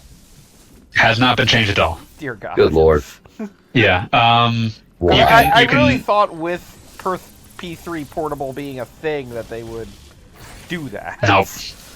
Nope. The biggest changes to any of the S-Links is that you can now be platonic friends with a girl instead of having to be in a relationship with them. I will say that is an improvement, because previously you didn't. I would call that the bare minimum. Persona 3, like, the way I would describe it is that a lot of Persona 3's design decisions make more sense when you understand it as not an even mix of social sim and dungeon crawler, but as having been conceived as a dungeon crawler with social sim elements grafted onto it. 100% agree, and also Persona 3, like, already by Persona 4, they had, I'm not even going to say learned their lesson, but they were going in a different direction. Persona 3, I thought, was a game where you were not intended to S-rank everybody. And, like, they never even really considered that you'd have, like, a harem as how it works. According to an interview that I read from when the game was more recent, around when Fest came out, they were dimly aware that it was possible to max out every S-Link. They didn't realize how much players would try to do it. Yeah, no, I mean... That is how that game plays. Like that, to me, speaks to a speaks to a fundamental failure to understand how video gamers' brains are wired.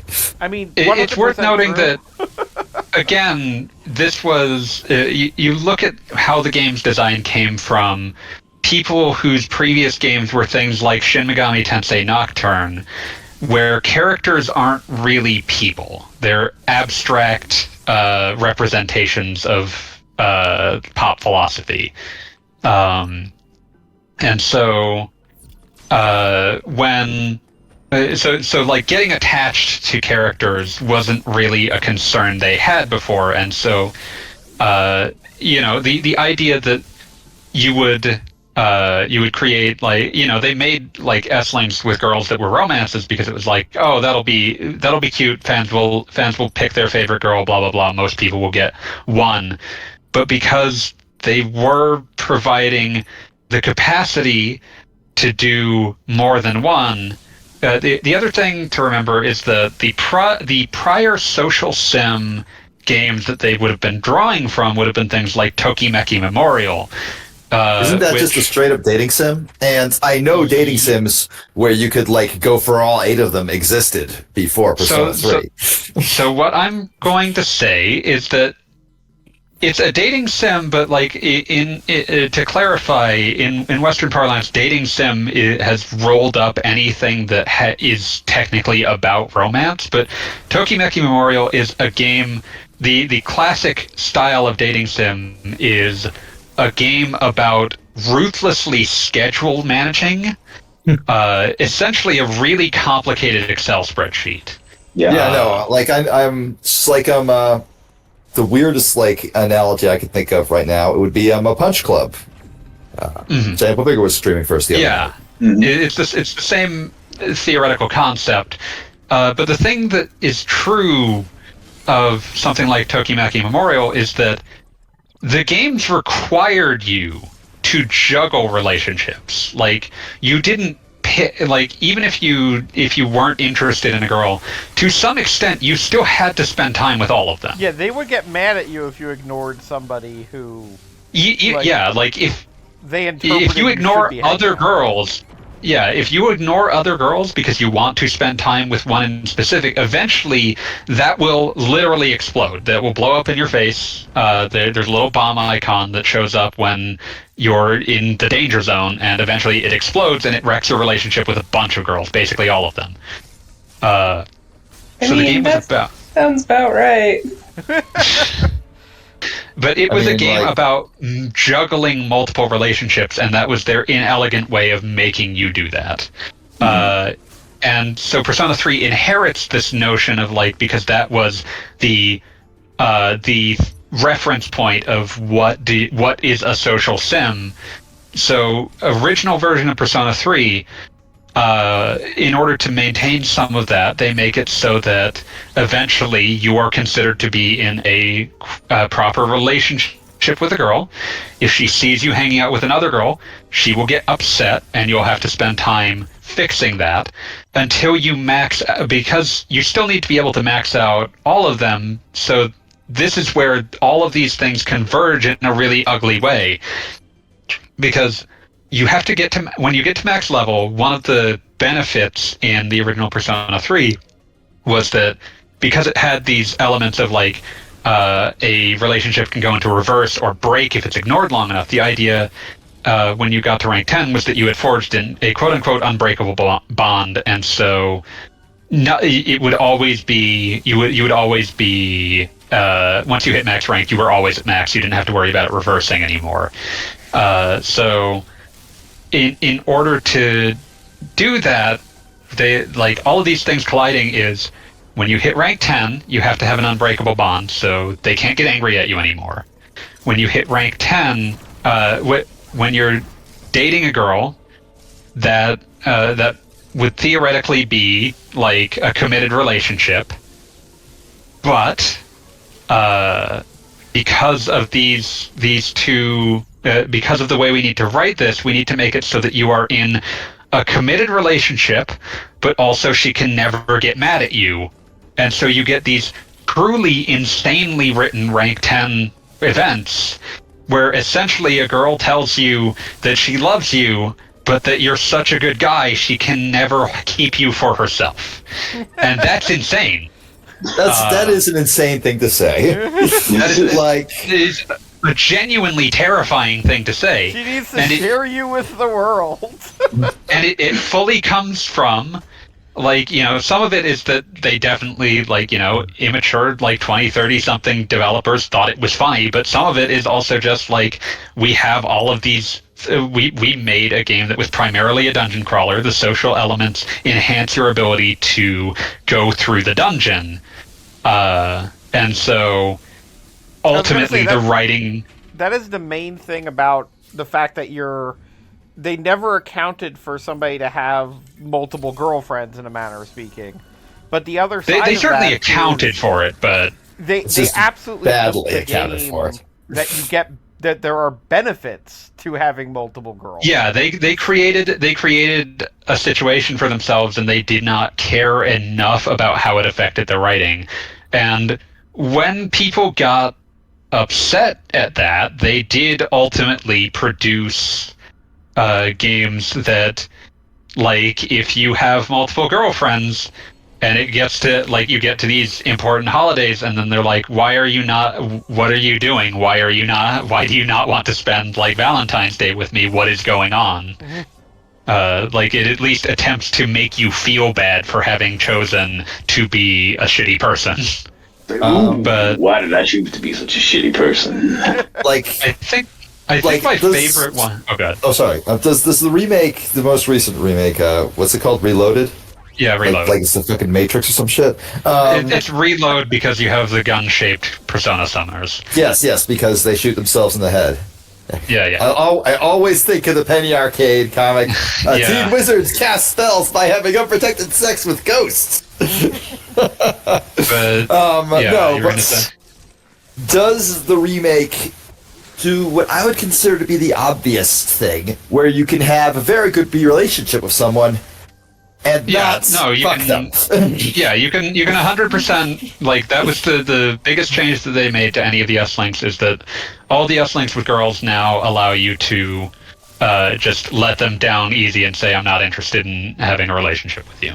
Yeah, all right. So they did do the bare minimum and fix that, because, again, they definitely knew that people were not thrilled with that.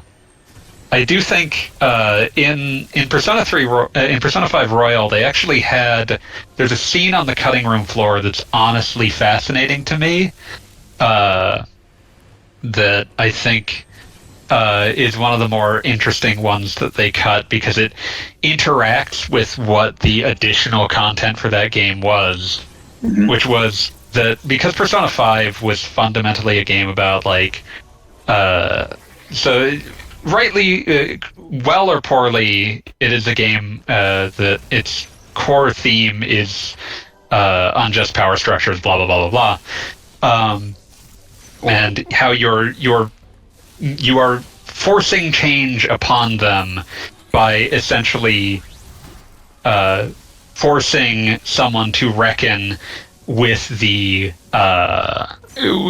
awful things that their systemic power has enabled them to do, and forcing them to understand the monstrousness of their own actions. Like, it's a very satisfying power fantasy because of that. But fundamentally, that's what it's about. And so the additional content in Royal was about an additional character getting access to this power and being like, why are we stopping at forcing people to reckon with their actions? Why are we not just forcing the world to be better?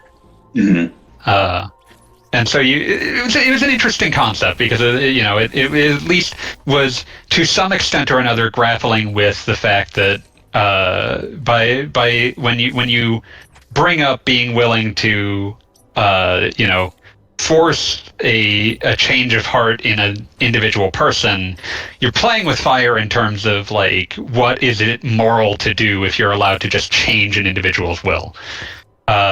So 5 bonus dungeon is about, like, this guy gets this power and tries to make the world better. He tries to make everything that your party wants. You get to observe your party living everything that they want. The one whose parents are gone has their parents.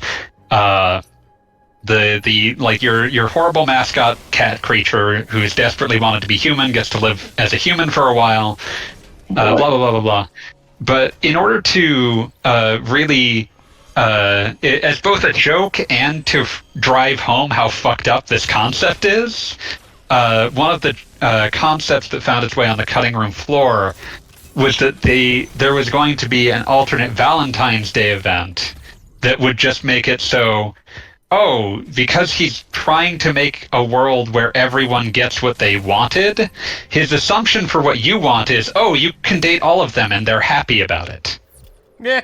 And they cut that. That scene is not in the final game, but I think it was fascinating as a concept. I was going to say it's great because it really draws a stark comparison to every other game where that was perfectly normal. Yeah. Mm-hmm. Which was every other game up to that point, give or take some of the remakes.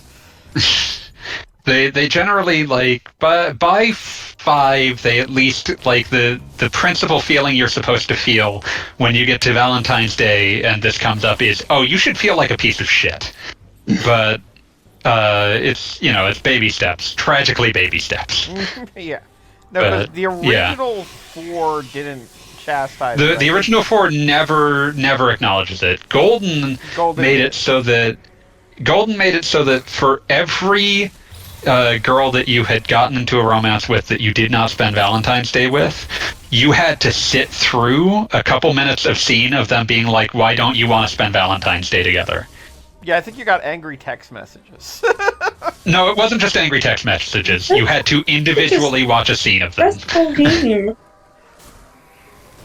What's that? That sounds so stressful. Well, you don't have to make this choice. Game.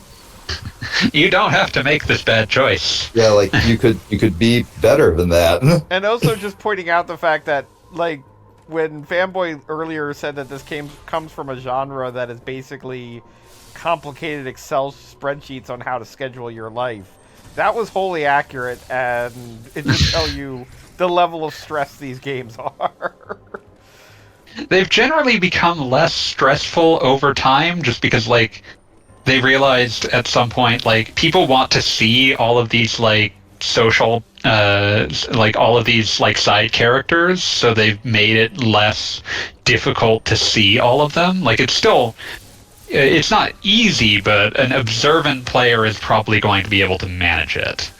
Whereas, if you go back to the original Persona 3, actually managing it before Fest, the very original release, actually managing to see all of the social links in one playthrough definitely required RNG to swing in your favor. Yeah, and also, and you had to always answer correctly, and I mean, my original... You had to always have a persona of the same arcana. Yeah, and my original playthrough of Persona 3, I didn't even find all of the social links. There's a few that can be difficult to run into. The tower is really nonsensical. The moon is easy to find, but what he wants is weird. Yeah, the moon I missed on my first playthrough, and I was sorry that I was not missing anything. Yeah, that's the one that I felt the most it would have been a slam dunk to just replace this entirely with the moon from the girl game, because that's a character people like, and that. Is it a different character, or is it the same character but treated It's a completely different character, because basically in Persona 3, none of your male party members have social links. Only the girls do. In Persona 4, they made it so that party members all have social links, and so they made it so when they made the girl game, which had been made after Persona 4, they made it reflect that. So all of your party members in Persona 3 Portable on the girls' side have S links, and one of them is the cool delinquent with a heart of gold, and that was the new moon. Yeah, he's the sweet bad boy. He's the Nelson Muntz of the team. He's smarter than Nelson, though. But yeah, Bye. We Shinjiro love was Nelson.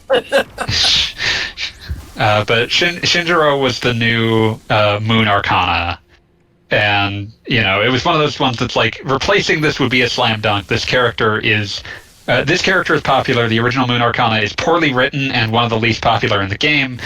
But they were committed to the old game, and so they did not do that. That is such a strange choice. There was one that, like, when I ran into it, poor Petito had absolutely did not remember that this character existed. It's the Wheel of Fortune, the Culture Club character. No, not the band. But no. Now that you say that, I understand why that was forgotten. he is a completely forgettable character. Yeah, completely.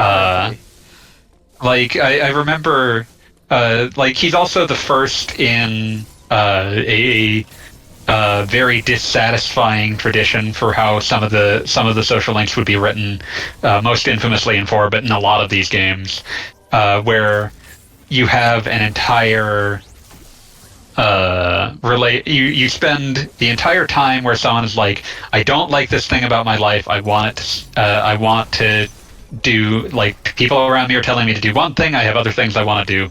This guy is in the Culture Club. He wants to be some sort of artist, depending upon which Culture Club you joined. But in the remake, it's always just general, like, painting, art sort of stuff. But he wants to go do that. But his parents want him to be a doctor. He doesn't like that. You get to rank 10. He's like, I'm going to go. Like I've set things up so I can go to like an art school. I'm going to go. I don't want to be forced by my parents to be a doctor. While attempting to go depart to do that, he runs into 2 people having heart attacks, saves both of them due to his just innate capacity to be a doctor, and decides that he will be a doctor. He's just got magic doctor powers. Yeah, he's secretly a trauma center character. Oh God, I haven't thought about Trauma Center in so long. I love Trauma Center. It's dumb as shit. Trauma Center is so insane. Trauma Center is. I felt sad that they had finally made a version that a normal human being could play. Like, it was still insane, but it was not like hard as balls. But by that point, like, it was a Wii game by the point where people had stopped buying Wii games. So like, Trauma Team sold to me and 3 other humans. God, Trauma Center DS was like, it starts out okay, but then it just gets brutal. It is so difficult by the time you're getting to the point where, like, my favorite is the thing that infects your liver that is a logic puzzle. A timed logic puzzle that's like, oh, if you remove the wrong set of triangles, it grows back faster. Oh my God. But I mean, like, the nothing was ever funnier than you curing something that I can only describe as there's spiders in your heart. Well, yes, heart spiders. Yeah, you get the heart spiders. You help someone. You think you've gotten all the heart spiders. It's the last operation in the game, and then right at the end of the operation, a giant laceration opens in the side of their heart, and another spider crawls out. Oh God, I remember this. Are they actually spiders? They look like spiders. They're not literally spiders, but they're basically spiders. I'm surprised you haven't played this, Bob. No, because those games are brutal and. Oh, they were too hard. I get it. Yeah, it's just they're too hard. But yeah, like you get rid of the heart spiders, and then another heart spider just pops out, like pulls itself out of his heart. Like, giant gash opens to the side of his heart so that the heart spider can go out. You do stitches on his still beating heart. And then you just get rid of the spider and he's fine. He's alive. But yeah, like, but by the time they made Trauma Team, they realized that people were plenty excited by the times where it's like, this man's been in a car crash. Pull all of the fucking shards of glass out of his arm. Mm-hmm. Like they realized that was enough. They could get rid of the operations were no longer timed, except for some of the because they had alternate modes in Team, because one of them was like there was the only one that was timed was the triage first responder missions, where it was like you weren't doing full operations, you were just making sure someone was you were just trying to keep as many people alive as possible until someone could keep them alive on surgery. They had Team is a really good game and fixes a lot of things that would have made Under the Knife and New Blood and Under the Knife 2 so unfriendly, so fucking difficult to play. But by that point, no one was buying Wii games. No one played it. It's a bit of a shame. It's a really cool game. That's a good rundown. I don't know. It's just you think about these titles that you haven't thought of in 100,000 years. Yeah. And it's like, man, I'm a repository for those. No, I remember. I remember that was the golden era of DS, because they had there were so many just neat, weird games. They just actually remade between the DS and the Wii. It was like, oh, we could try doing this, and it would work. It's still cheap enough that if it doesn't work, we aren't bankrupt. Yes, it's cheap enough that, and then also just the level of control that was offered by either the stylus or the Wiimote was the pointer. Yeah, we could do because for years, I mean, I've said this before, people really underestimate how much the mouse impacted gaming. And obviously it didn't really happen on the consoles, but the games that were available to you because you could move a mouse. Part of why PC games were so different was because of the interface around them. Right. And especially because that was during the period when plugging in a controller and hoping was about all you could do if you wanted to play something on not a keyboard and mouse on a PC. Right. Hoping. And 99% of the time, those hopes would be dashed. Love a good dashed hope. But I think that there's a part of me, they just re-released the two Trace Memory games on the Switch, and a part of me is desperately hoping that they go back and give us re-releases of the two Hotel Dusk games, because we only got the first one the first time. Oh. I played Mega Man X on the PC with the 2-button controller. I'm so sorry. But yeah, man, I really liked Hotel Dusk. That was a really weirdly melancholy game. I mean, I feel like there's a chance. It seems like a game that is vaguely remembered. It's remembered. Nintendo hired some of Sing's staff, and I believe owns the IP. So I think it was mentioned in Smash Brothers. Yeah, I hope that we see it, because I still want to play Last Window. It is canonically linked to the Another Code / Trace Memory games. I mean, hopefully, I like I said, I really liked Hotel Dusk. I think it had a really good atmosphere, because so much of that game is just a bunch of weirdos who are all sort of desperate for different reasons, all just sort of in a hotel at the same time. And you're looking for something specific, and that will involve going through all of the weird desperations that drove people here. But I love how disparate and just kind of sad everyone is. You love a good sad game. I do. I love a game that's not oh, this game will make you cry, but it's just this game's just kind of melancholy. Mm-hmm.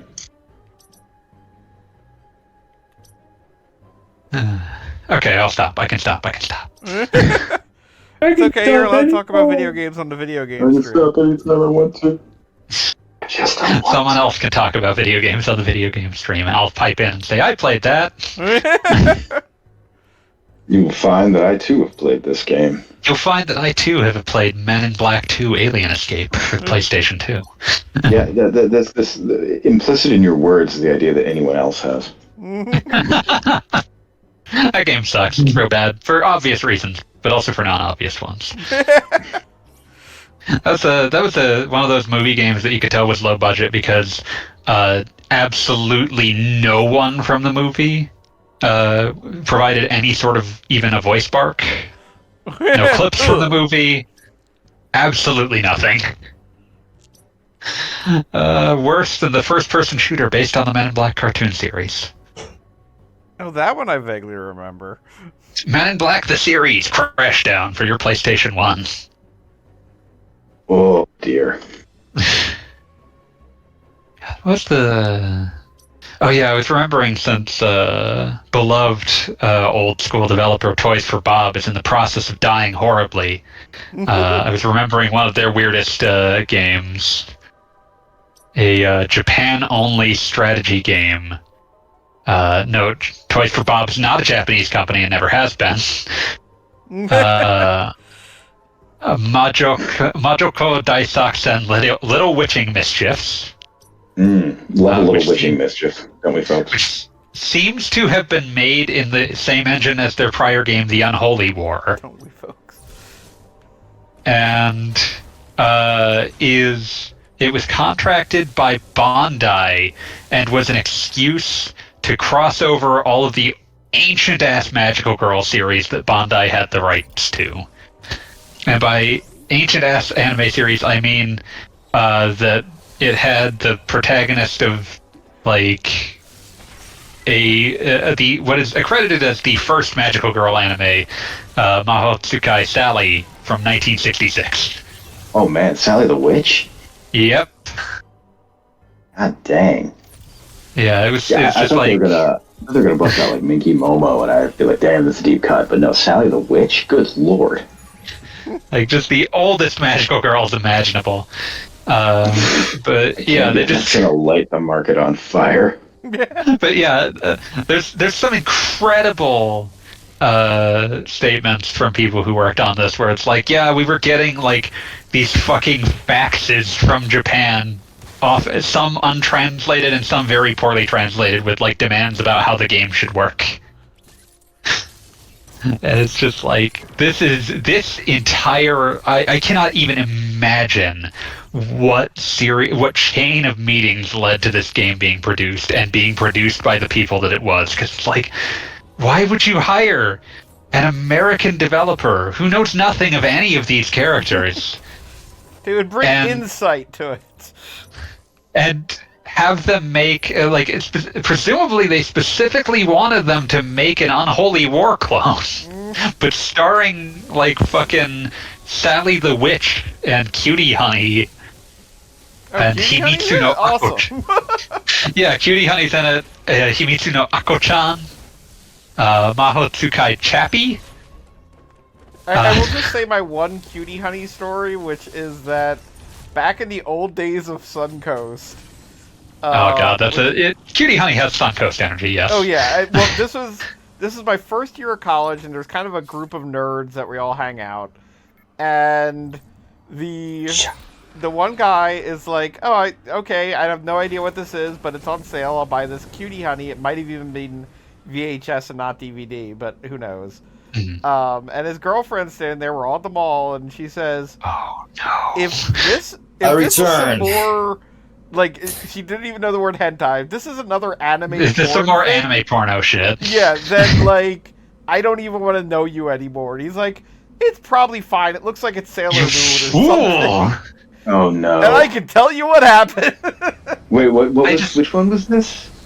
I can only imagine which Cutie Honey this would have been. Cutie Honey in 2001. If I saw it again, I'd be able to tell you it was that. But, I think that's too early for it to have been Gynax Cutie Honey. That might be accurate, but I can safely say just one way or another it was It was Because Cutie. theirs Cutie Honey is 04. Yeah, no, so it was definitely 2001 era. But yeah, like because Cutie Honey to its DNA is like it was Go Nagai, and Go Nagai has never drawn or written anything without like spending at least one chapter with his dick in his hand. Oh yeah. At least. And yeah, like I said, at least. Like I'll never forget that when they did a revival of Mazinger in the late 2000s, Shin Mazinger Impact Z chapter, Shin Mazinger Shogeki Z-Hen, they requested he make a promotional chapter for it. Like, he didn't have to do a full manga, just like do a promotional chapter. The promotional chapter he produced was called Shin Mazinger Shogeki H-Hen.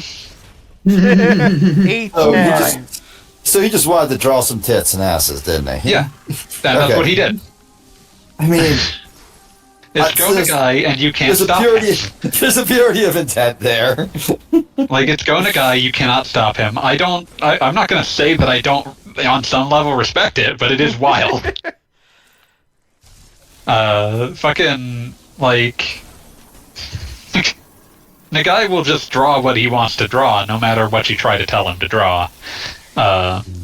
Which has its ups and downs. The longer that a series is allowed to go on, the more that it will just drown in the fact that, like, he's not a man with plans for long-term storytelling. One of the most important things that Nagai, one of the most important things for Nagai's legacy is that Devilman is only 5 volumes long. Yeah. Yeah. Oh god. Yeah. No. Devilman. Devilman is 5 volumes long. It's paced like it's a one shot. Yeah. And like everything is paced like there will never be more of this. And it is. That's in its best interest. I have read Devilman Lady. That is 16 volumes, and it is an agonizing march by the end. Yeah. I was going to say like Devilman is also like the OG Devilman. Yeah, proper Devilman. Proper Devilman is given just real energy by the sense that this is like the first time that Go Nagai has really probed these topics, or has. He is in the process of cooking. Yeah, that's it. He said he's cooking. He puts so much into it. There's exploration of sexuality. There is a pretty naked criticism of the LDP, of single party LDP rule. There's Vietnam in there. There's just all of this, all of this counterculture like sentiment behind it. That when you think about Japanese history, the counterculture was dead. Like, not just dead. It was dead in a ditch with a police bullet in its head. And they were waiting to shoot it again if it looked like it moved. Yeah, exactly. And so, by the time you're getting like the farther and farther you get from those conditions, it's like the more, the less. The only way to put this, the less transgressive, but the more depraved Devilman has to become. In order to scratch that same creative itch. That's just my wild ass guess. Which is also why I would argue that Devilman Crybaby being envisioned through a completely different set of eyes, but with the same with that same countercultural sympathy was the freshest Devilman we've seen in decades. Oh yeah, Crybaby is great, and a very strong spiritual adaptation. I do want to just clarify. I have nothing but love in my heart for the original Devilman. I think that for all of its flaws, it's a work of actual genius.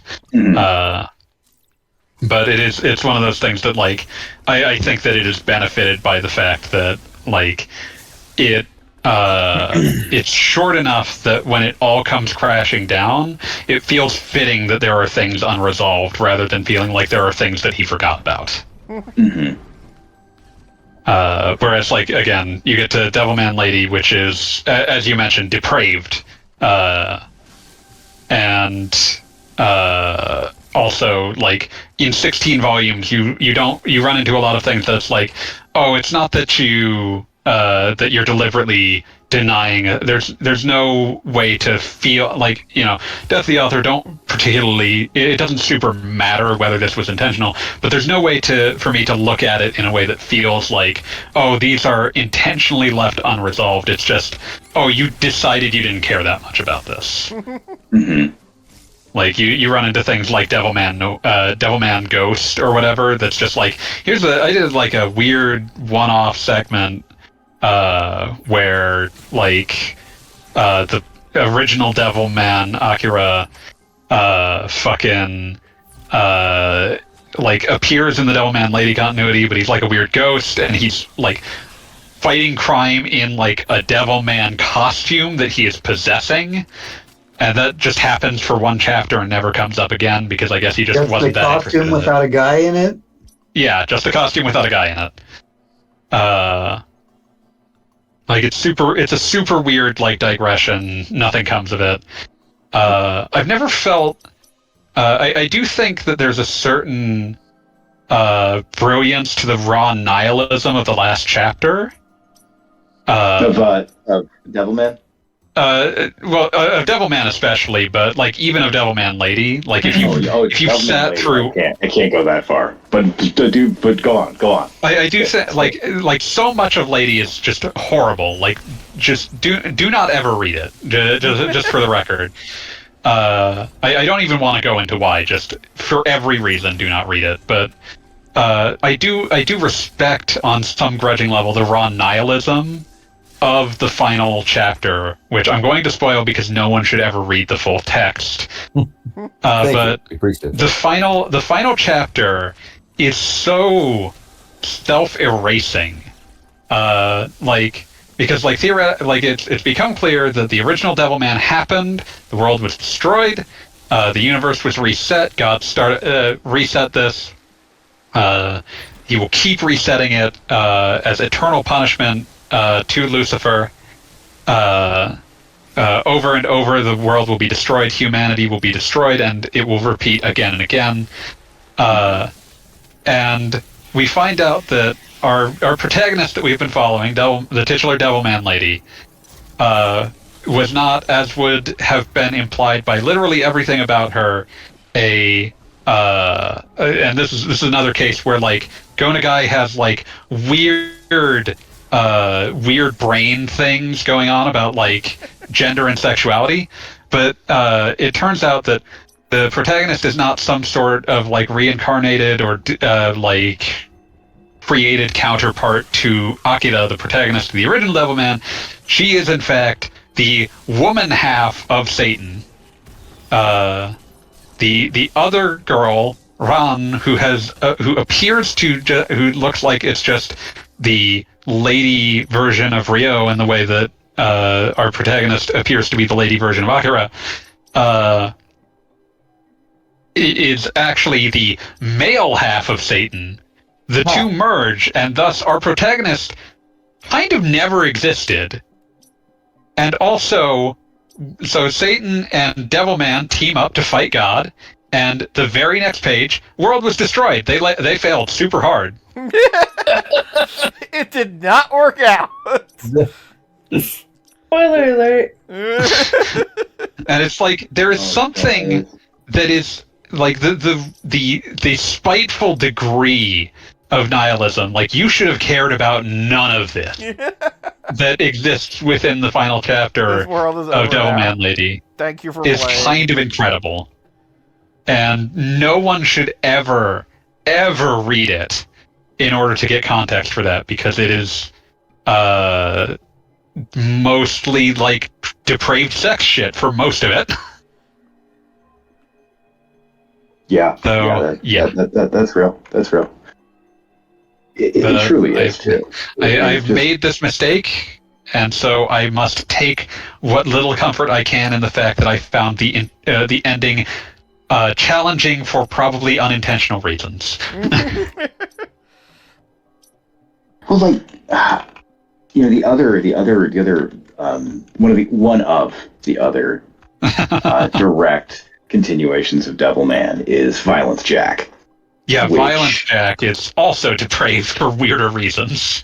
Well, it's weird because I think Violence Jack, more than anything, is like the sluice bucket for going to guy's imagination, because like you'll be reading Violence Jack and it's like here's an entire arc of just women being violently, brutally, homicidally raped, followed by Violence Jack just killing a bunch of guys.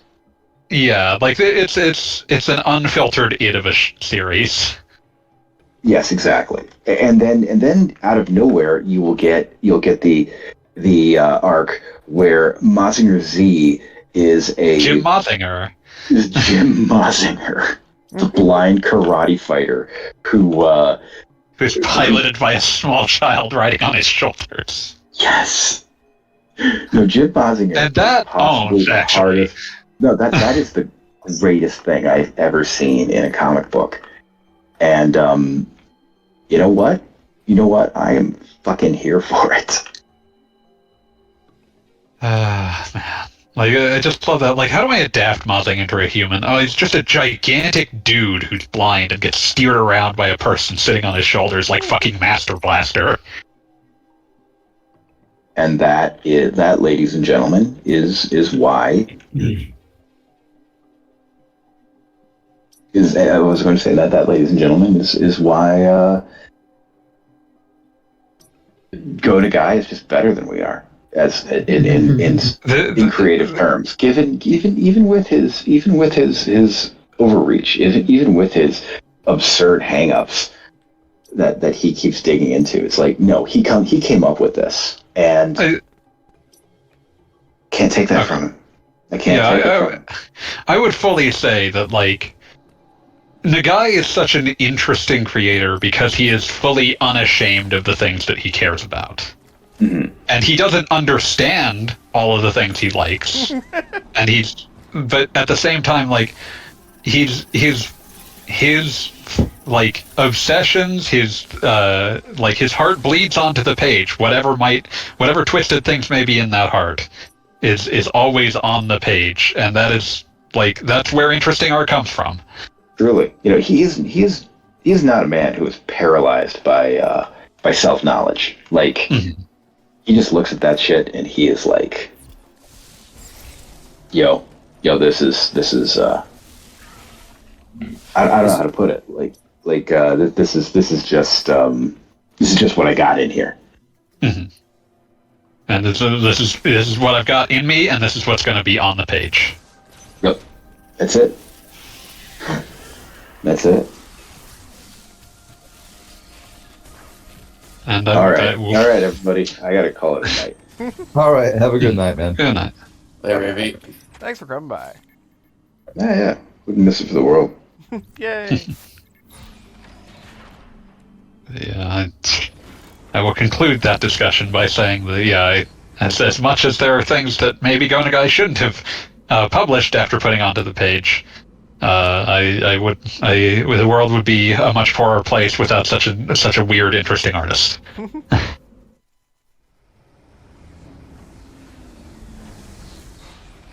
Yeah, you should watch something of Devilman or read it at some point in your life. Just maybe not Devilman Lady. Definitely not Devilman Lady. How many Devilmen are there? Depends upon what you're counting. There's a TV anime. There's a OAV. There's an anime and a manga. So there's TV anime, OVA. There's the original manga. There is if we're counting, Crybaby. If we're counting like other things that were done by Go Nagai, we would also include Devilman Lady and Devilman Saga.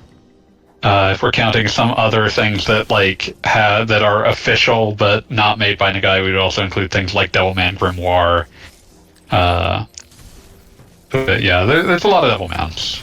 There's a lot of Devilman going around. There's a lot of Devilmans. And then you also get stuff that's canonically related and is clearly exploring some of the same themes, God, what's it called? Mao Dante. Which is interconnected enough to Devilman that the Devilman Lady manga in one of its 1,000,001 tangents is just retelling Mao Dante.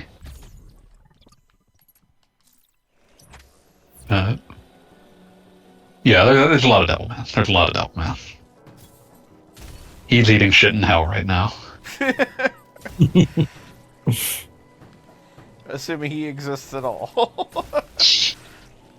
I'm just undone by how fucking incredible that dub of the OVA is. Whoever that voice actor was, he just went for it. He was like, "Nope, I'm here for a reason." He's eating shit in hell right now. He's got You that. can call me Devilman. It's got that Cyber City audio. Oh, yeah. Yeah, however you pronounce it. Just willingness to just be obviously I'm supposed to cuss a lot.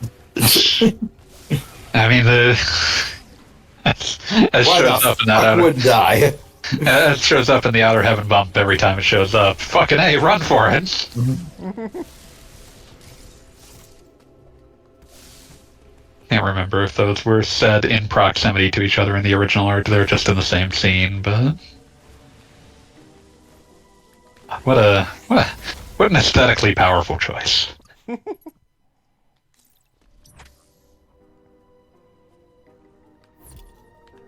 I hit the missile tank. Yeah, I might actually get 100% before the night is out. I've got one more area to clear out. I'm guessing I missed the final boss fight, or are you saving the final boss fight for No, we You actually missed it. started It was the first thing done. And I really thought it would take longer, which is why I was saving it, because if it wound up taking a half hour, I didn't want it to be at the end of the night and just be miserable about it. You'll have to finish it yourself, Callie. Or just wait for 12 weeks and then I post it online. Yeah, did we have any sort of broader consensus on what Bob has to stream next week? Bob has to stream. I mean, I haven't played Yeah, Shovel make Knight the in a rules. while. I was thinking about playing Shovel Knight. I want you to suffer. And Shovel Knight is too good. Yeah, Shovel Knight's great. I don't deserve Shovel Knight's great. Everybody likes Shovel Knight. I wouldn't say you don't deserve Shovel Knight, but it's just not. I want to see you suffer, not that you deserve to suffer. Yeah, deserve doesn't really even factor into it. Nobody gets what they deserve. I haven't beaten any of the whatchamacallit. I guess you'd call them The expansions? DLCs, but they're really sort of separate games, but using the same maps, or Yeah, no, they I would say expansions. The first one that came out was basically Plague Knight, a different right? character in the same game, but the other two are basically totally different games. With the final one being basically like a Wario game. Yeah, the farthest. I've tried all of them. The farthest one that I'm in is probably Plague Knight, which is the first one. Yeah, Plague Knight was the first expansion. That one's the closest to Shovel Knight. But the only reason I was thinking about streaming Shovel Knight is because I literally have never played all of the expansions in order. I've played them all, but separated by the years that they were released. And then I came back and played one. I played them again. You got to do the comparative analysis. I was going to say in their more or less release order. So I played Spectre Knight a couple times, but only when I was playing Spectre Knight, more or less. That kind of thing. So yeah, I would be interested in replaying them straight through, but I could potentially do it for any number of reasons. I mean, it would make sense to stream. It's just one of those things I wanted to see suffer. Yes, no, I understand. But yeah, it's also the part of my brain. You know that is what now game would broken make that him suffer? I can no longer just play a video game because it's like, hey, I want to replay Shovel Knight. It's like, no, I got to make something out of it. I'm going to stream it. This is content now. Yeah, this is content. Something, hustle. Something. Yes, got to keep the hustle going. Check my Humanity was grind made. sets! Humanity was made significantly worse by us just calling all forms of expression content now. I always think of that drill tweet about the content man. And Where people everybody tried to kill him. Everybody, he was just everybody tried to shoot him. Once again, the content man fails in his duties and comes home to his 34-year-old son who refuses to eat anything about ketchup.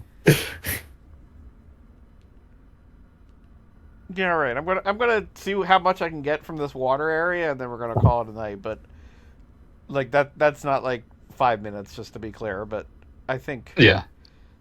there's something I'm missing in that area we were just in, but I'm tired of staring at the map. Back before the web, content had to be delivered house to house by the content man. He worked 14 hours a day, and people tried to shoot him a lot. Here we go.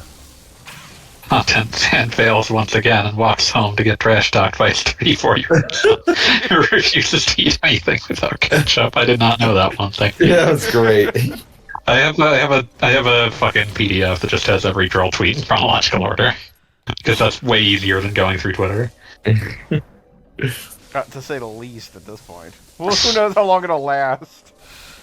I'm the good man who respects his followers. I respect the artistry of tweeting, and I respect my girl followers also. Enough said, dipshit.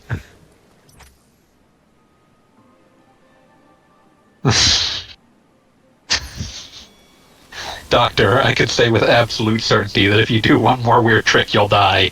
Me, Captain Tiger's Miracle Corn, look it up, bastard.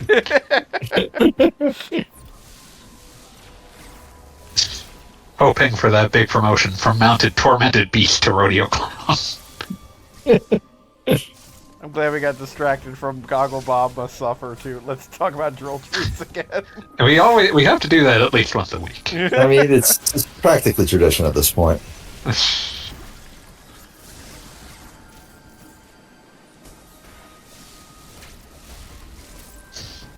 One, my fingernails are clean. Two, sorry that I fucking use my hands to work for a living and don't care about fingernails. Three, paste bin incoming.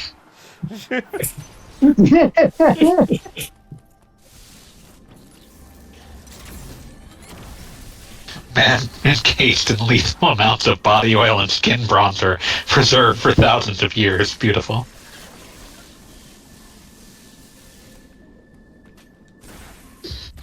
Tried to make an FPS in the 90s, but I only got as far as naming the difficulty levels. Your mama's boy, puke, and turn the game off, dipshit. It was a different time. In many ways, a better time. Laying in the car, hiding from my malicious wife because I'm in trouble for buying too many toothpicks to fit into the toothpick holder.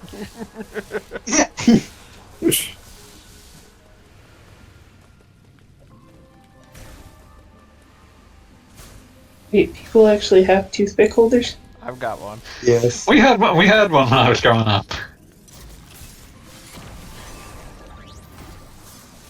Like, I'm not gonna lie, I got one of those. I don't know. I think we just had like a shot glass that somebody put toothpicks in. Yeah, like it opens up and like kind of opens out, so that way you can easily grab a toothpick. Technically, is a toothpick holder. I finally looked at this. That's what you're using it for. Yeah, it is definitionally a toothpick holder I just now. meant like I'm picturing a dedicated toothpick holder and getting ready. Yeah, we had one when I was growing up.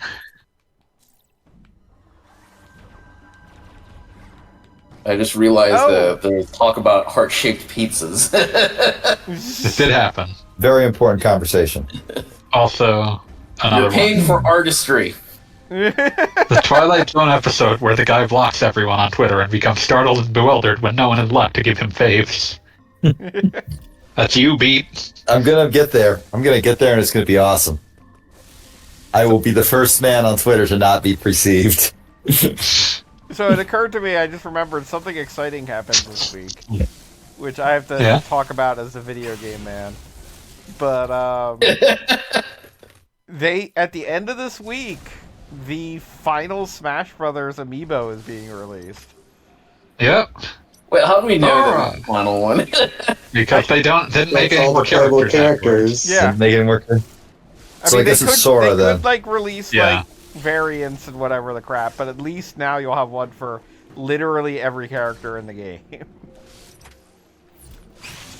End of an era. Yeah, I mean, it's funny. Now they have to make another one.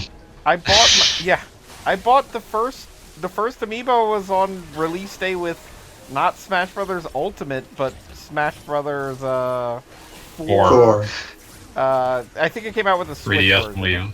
It didn't come out with the 3DS version. But other than that, yeah, like we're looking back to 2016 here. Just had to unfollow about 6 people for tweeting during the official Beg and Strips moment of silence.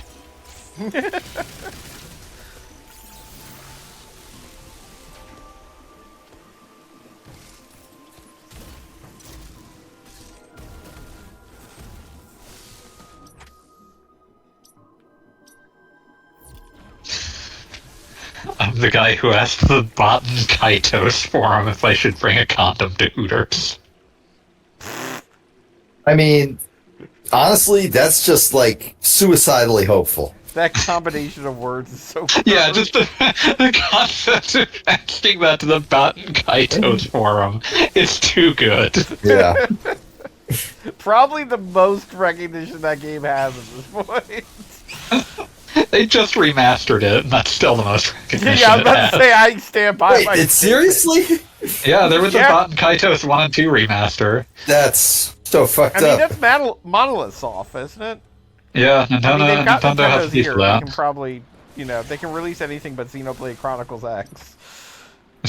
I'm sure that's going to come out as like an early Switch 2 game. Eventually. Well, okay, That'll be here, since it'll be recorded, I was going to ask this in the group chat, but I forgot. So, I am once again in my life considering replaying Final Fantasy 13. What are the odds they announce that being re-released in some modern form the minute I start doing that?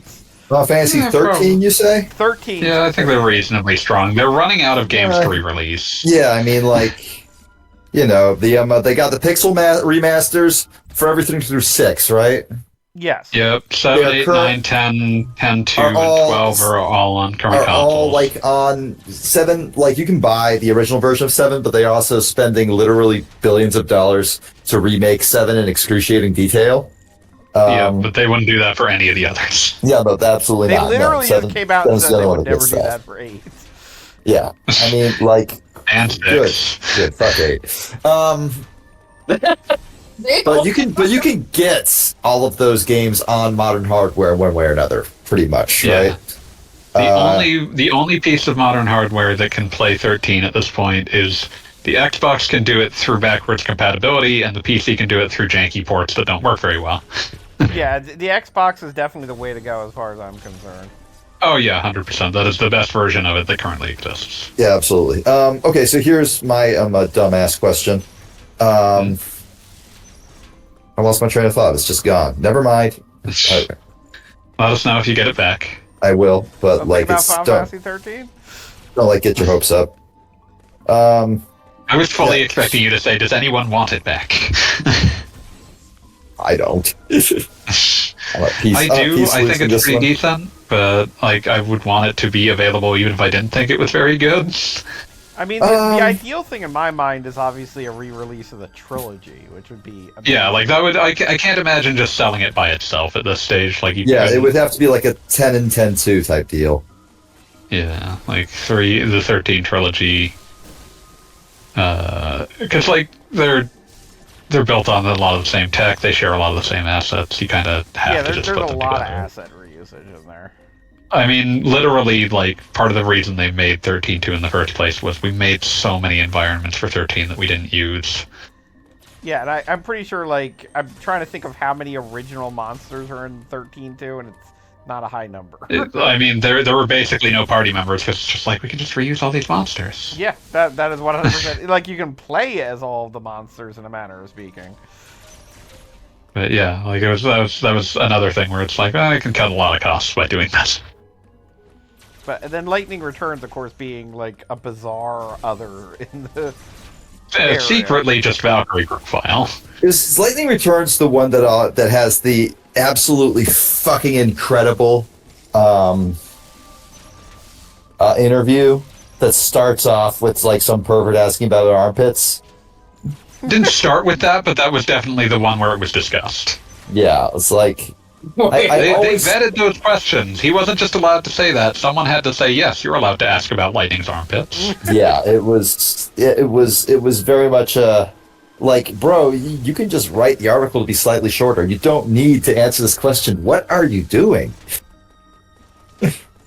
No one has ever... Wait, what was the question? Basically, it was just asking about costumes that would show off Lightning's armpits. That's literally it. He was And like, the answer was hey, yes. so I have an armpit fetish, and they were like, you know what? More power to you, buddy. Let's indulge that for a moment. Yeah. Like, no one was ever hornier for Lightning than Motomo Toriyama, who directed the 13 games. Well, I guess that makes a lot of stuff click into place. I mean, kind of, but not really, because the whole point of 2 is that they forgot Lightning at home. Yeah, but at the same time, 13-2's entire, premise is, where's Lightning? When Lightning is not on screen, other characters should be asking where Lightning is. And also Saz must suffer. Or Saz. I forget who Saz is. What was his He deal? was the black guy. He was the dad. Yeah, he was the dad, and also worth noting that everybody in Lightning Return, becomes, a king or a queen, and he kind of gets a shack out in the woods. Yeah. I mean, I would prefer that over royalty, if I'm being perfectly honest.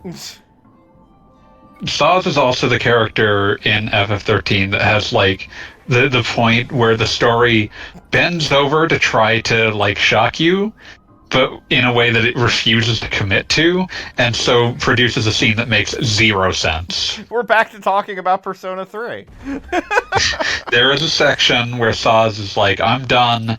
He puts his gun to his head. The camera cuts. We go to a different scene. The next time we see him, he is being wheeled away in a weird floating coffin. And then he wasn't dead. Yeah, it turns out it was all a feint for some reason that is really poorly explained. It communicates nothing. It's nonsense. It's one of the most, we put this in here so that purely for the cliffhanger without having any idea or intention of resolving it. I watched another... it's not a video game where, that's how they ended part 1. That's just how they ended a chapter, and it's very quickly, okay, we're back. Oh yeah, he's fine. If you did not take a break after that chapter, it's one of the most jarring things in the world. Huh. You were saying? No, it's gone. No, wait, yeah, that's practically on the level of fucking Sonic Forces, where Sonic dies in the prologue, and then in the same cutscene, right after everyone's mourning him, is revealed to be alive.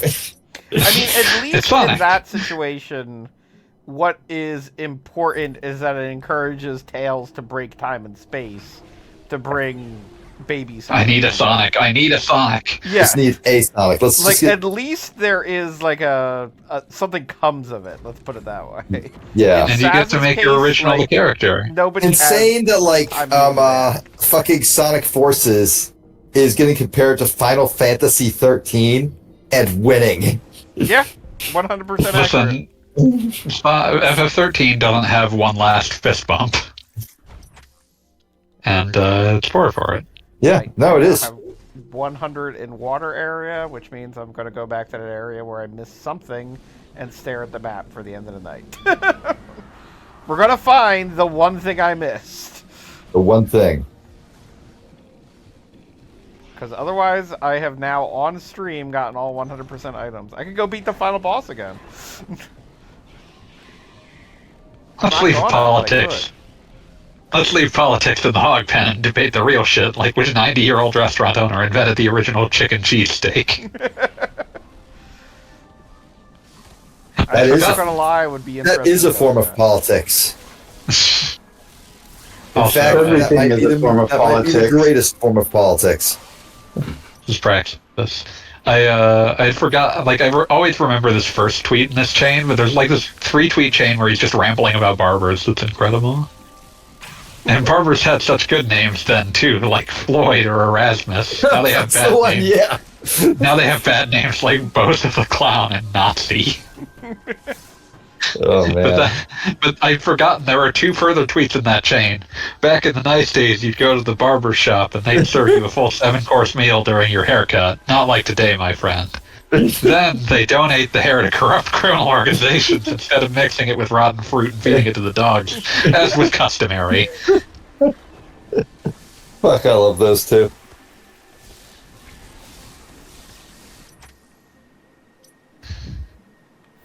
I googled Content Man and I found the Drill the Musical. So this is God. This is my gift to all of you. Content Man. Sign him up, log him out, sign him off, log him out. Right. Whip noise. Has Axiom Verge been part of this project at all? It is not, because we were mostly just playing actual Metroid.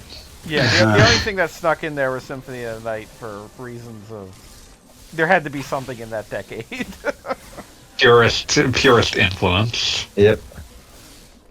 Oh, the classic. The judge orders me to take off my anonymous V mask, and I'm wearing the Joker makeup underneath it. I still can't believe that Kojima just fucking fucking put that in his game. I'm so glad. No one else could bring it off with such gusto. Yeah. Alright, let's stare at this fucking map.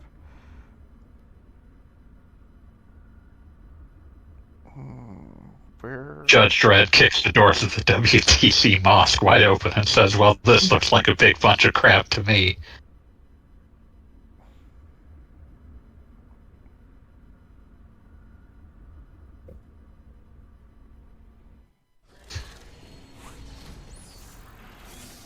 Tokyo of Nippon, the Big Apple. It is here I will forge my destiny selling printouts of my most fucked up posts. I sip off my beer and nod.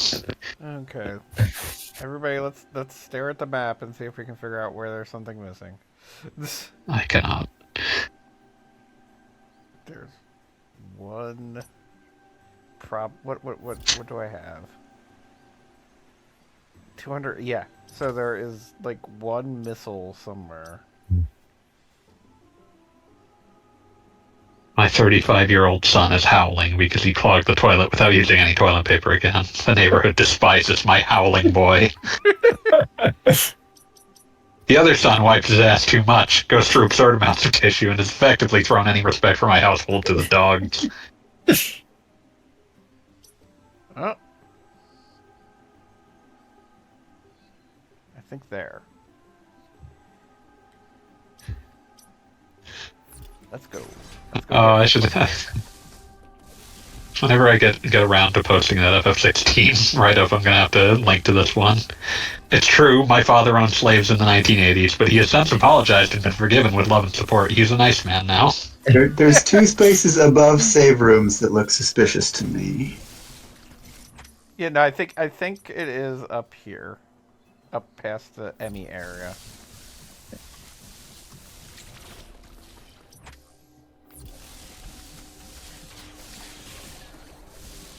I've searched drill son, and the third one here is if I was dying in a submarine and found out people were posting jokes about my stepson, I would say fuck so loud they'd find me. Jack. We all remember that week. That sure was Yeah. Yeah, we submarine time. I'm the guy who ruined Columbus Day by saying he had slaves, and I'm ruining Back to the Future Day by saying the film's rife with incest. So the official count in rookie mode is 290 missiles because you can get an additional 10 if you plug in an amiibo. Hello, pregnant ladies. I have a mission for you. Please name your child after my dead dog. Please let my dead dog reincarnate into your son. Be your own slave. Be your own unemployed. Boss of CEO. Boss of disabled. Okay, just compare. I'm going to get back to that one save point, and we're done. We've got 100%. We're good to go. You have now. I never the thought about entirety the of Metroid fact that Dread. I'm my own slave before. What's that? I never thought about the fact that I'm my own slave before. Are not Don't we forget all? it. Is that not just the state of being alive? It is, but it just never occurred to me. It is. Drill unlocks higher consciousness. Came up. I'm a husband, I'm a lover, I'm a gamer, I'm a slave, I'm a nitwit, I'm a goalie, but above all else, I'm a Coke brother. God, now I'm remembering the fucking times like this that I wish we had the guidance on the inside of Sheldon Adelson, Prince, and that one Coke brother who died.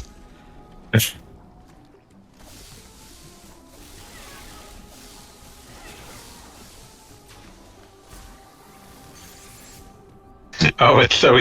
God, I'm just looking at Coke. I just... Control F Coke in this document.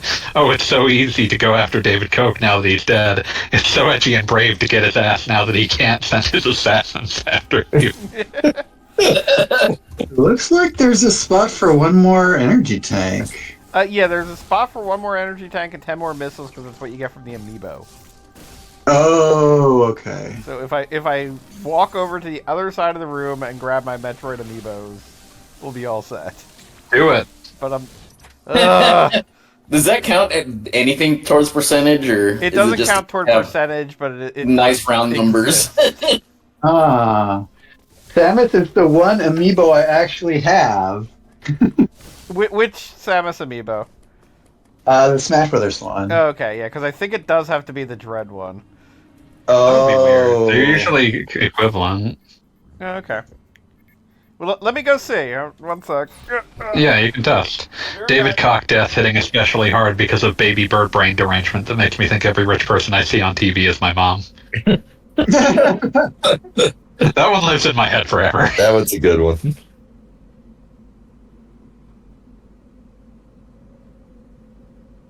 Bill Gates' dog is too dumb to even know his owner is a celeb. That's why I should be Bill Gates' dog, crawling around his mansion for treats.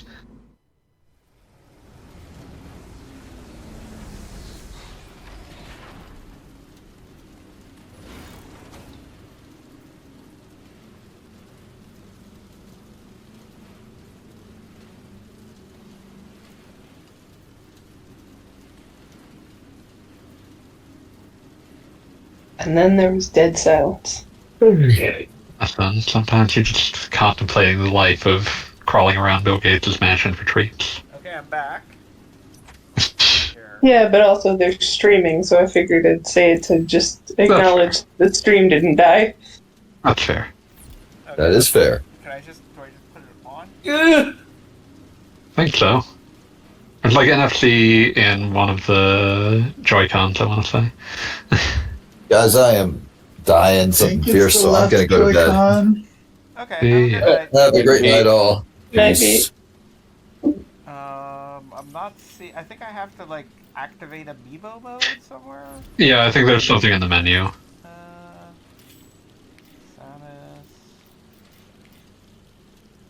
Nope. Nothing in the map. I'm gonna Google this. There you go, under options, amiibo. Okay, there you go.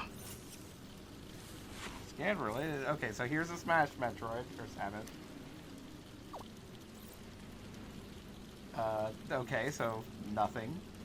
Now I will try the distinctly Dread. Dreadful amiibo. Samus. Yeah, distinctly Dread amiibo gives you an extra energy tank. Weird. Where does the extra Oh, I 10 was wrong. come It's from the then? right Joy-Con. And yes. Where's the extra 10 missiles come from then? Emmy. It was a 2-pack. Oh, On one and so now I've got an even 300 and one final energy tank. Hooray. internal dialogue of Tech Journos watching Asimo dance around. Wow, I'd love to break its legs. Let's see it withstand the burden of the cross. A most powerful phrase. But it still counts as 100% if you don't use the amiibos, right? Correct. Yeah, Well, they're just bonuses. You will see that the... Oh, I did this slightly faster than I did the other thing. You will see Right. File Save 3 has... They both have 100% items, but only File Save 3 has the amiibos activated. Amiibo. 300. Woo! How And come you have so many fewer missiles on file 1 despite also having your items 100%? rookie mode theoretically gives you... I guess it just spots you a bunch of extras. Yeah, it gives you a couple more... Yeah, you get one more energy tank and like 20 more missiles in rookie mode. So useful. And look, we unlocked stuff in the gallery. Good job, Sammy. This is all Sammy's fault. We can look at the gallery. Yeah, look, it all fills in. Woo. Neto. Good night. Have a good one. Later. Yeah, we're just wrapping up here. Abandoned. We can look at the Forsaken. little bits of lore that we get out of the art. Like a bunch Descent. Free a space. bunch of bird people putting Kraid in the basement. So is the extra items the only difference in rookie mode, or do enemies take less hits, or what? I don't know if There's a enemies bunch of little take less stuff. hits, but what was distinctly noted in rookie mode is that you get additional they drop additional items. Like I think it even makes reference to like wherever you are in the game, it basically drops enough that you get a fill up off basically everything you kill. Oh. Which is also important in the boss fights because you get fill ups for doing the counters. Which in the normal game, you know, you just get like a few energy specs, and in rookie mode you get, you know, the good stuff. Okay. All right. So it looks like we are good. We have 100%ed Metroid Dread while on stream. Didn't Nice. even need the other stuff. Metroid, other stuff. That's what the next one's gonna be. All right, so next week we will have, I don't know, something to play. We I didn't really figured. iron anything out, No, we did not. but whatever. We're gonna get there. We're gonna make it after all. I've planted the seed of the idea of Axiom Verge. We'll see if it sprouts. You'll have to accept this into reality. I mean, the thing about Axiom Verge is just that, that's a good game. Yeah, it's good. I mean, that would natural. I mean, should we play them in order, in chronological order, or video game order? Let's see what happens. I didn't Beat get has very a lot far of at all in the Axiom second one. I know Beat has a lot of Axiom Verge opinions. Yeah, they're very different games.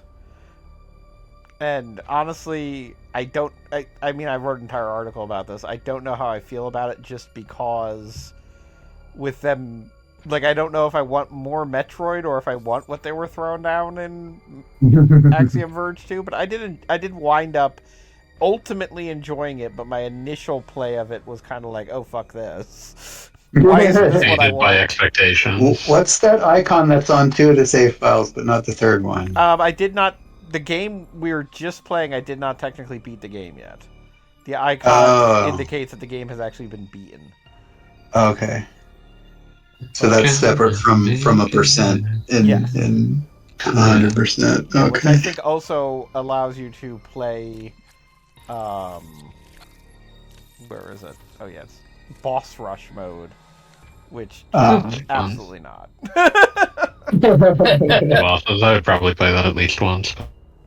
Yeah, no, I mean, I Revival Rush. was reminded how very counter-based this game is, and I was like, nah, I'm not doing that. What was the mechanic for survival and Dread Rush? They just harder, or Survival is one hit kill, right? No, I think. I know Yeah, one of the it modes is. says no, that- it's just harder. I was going to say, it says that Boss Rush restores weapon ammo. I'm wondering if Survival Rush, Probably not. like, doesn't restore anything. And then Dread, you have to complete the game all over again just to unlock Dread Rush, which that one's probably just a harder version. Yeah, because Dread mode is just hard mode. Yeah. But, alright. Well, anyway, that's Metroid Dread. Thanks for watching all of the Metroids get played here. We'll get back to Samus Returns eventually. And, Yeah, the swamps. And, alright. So everybody have a good night. Good night. Yeah.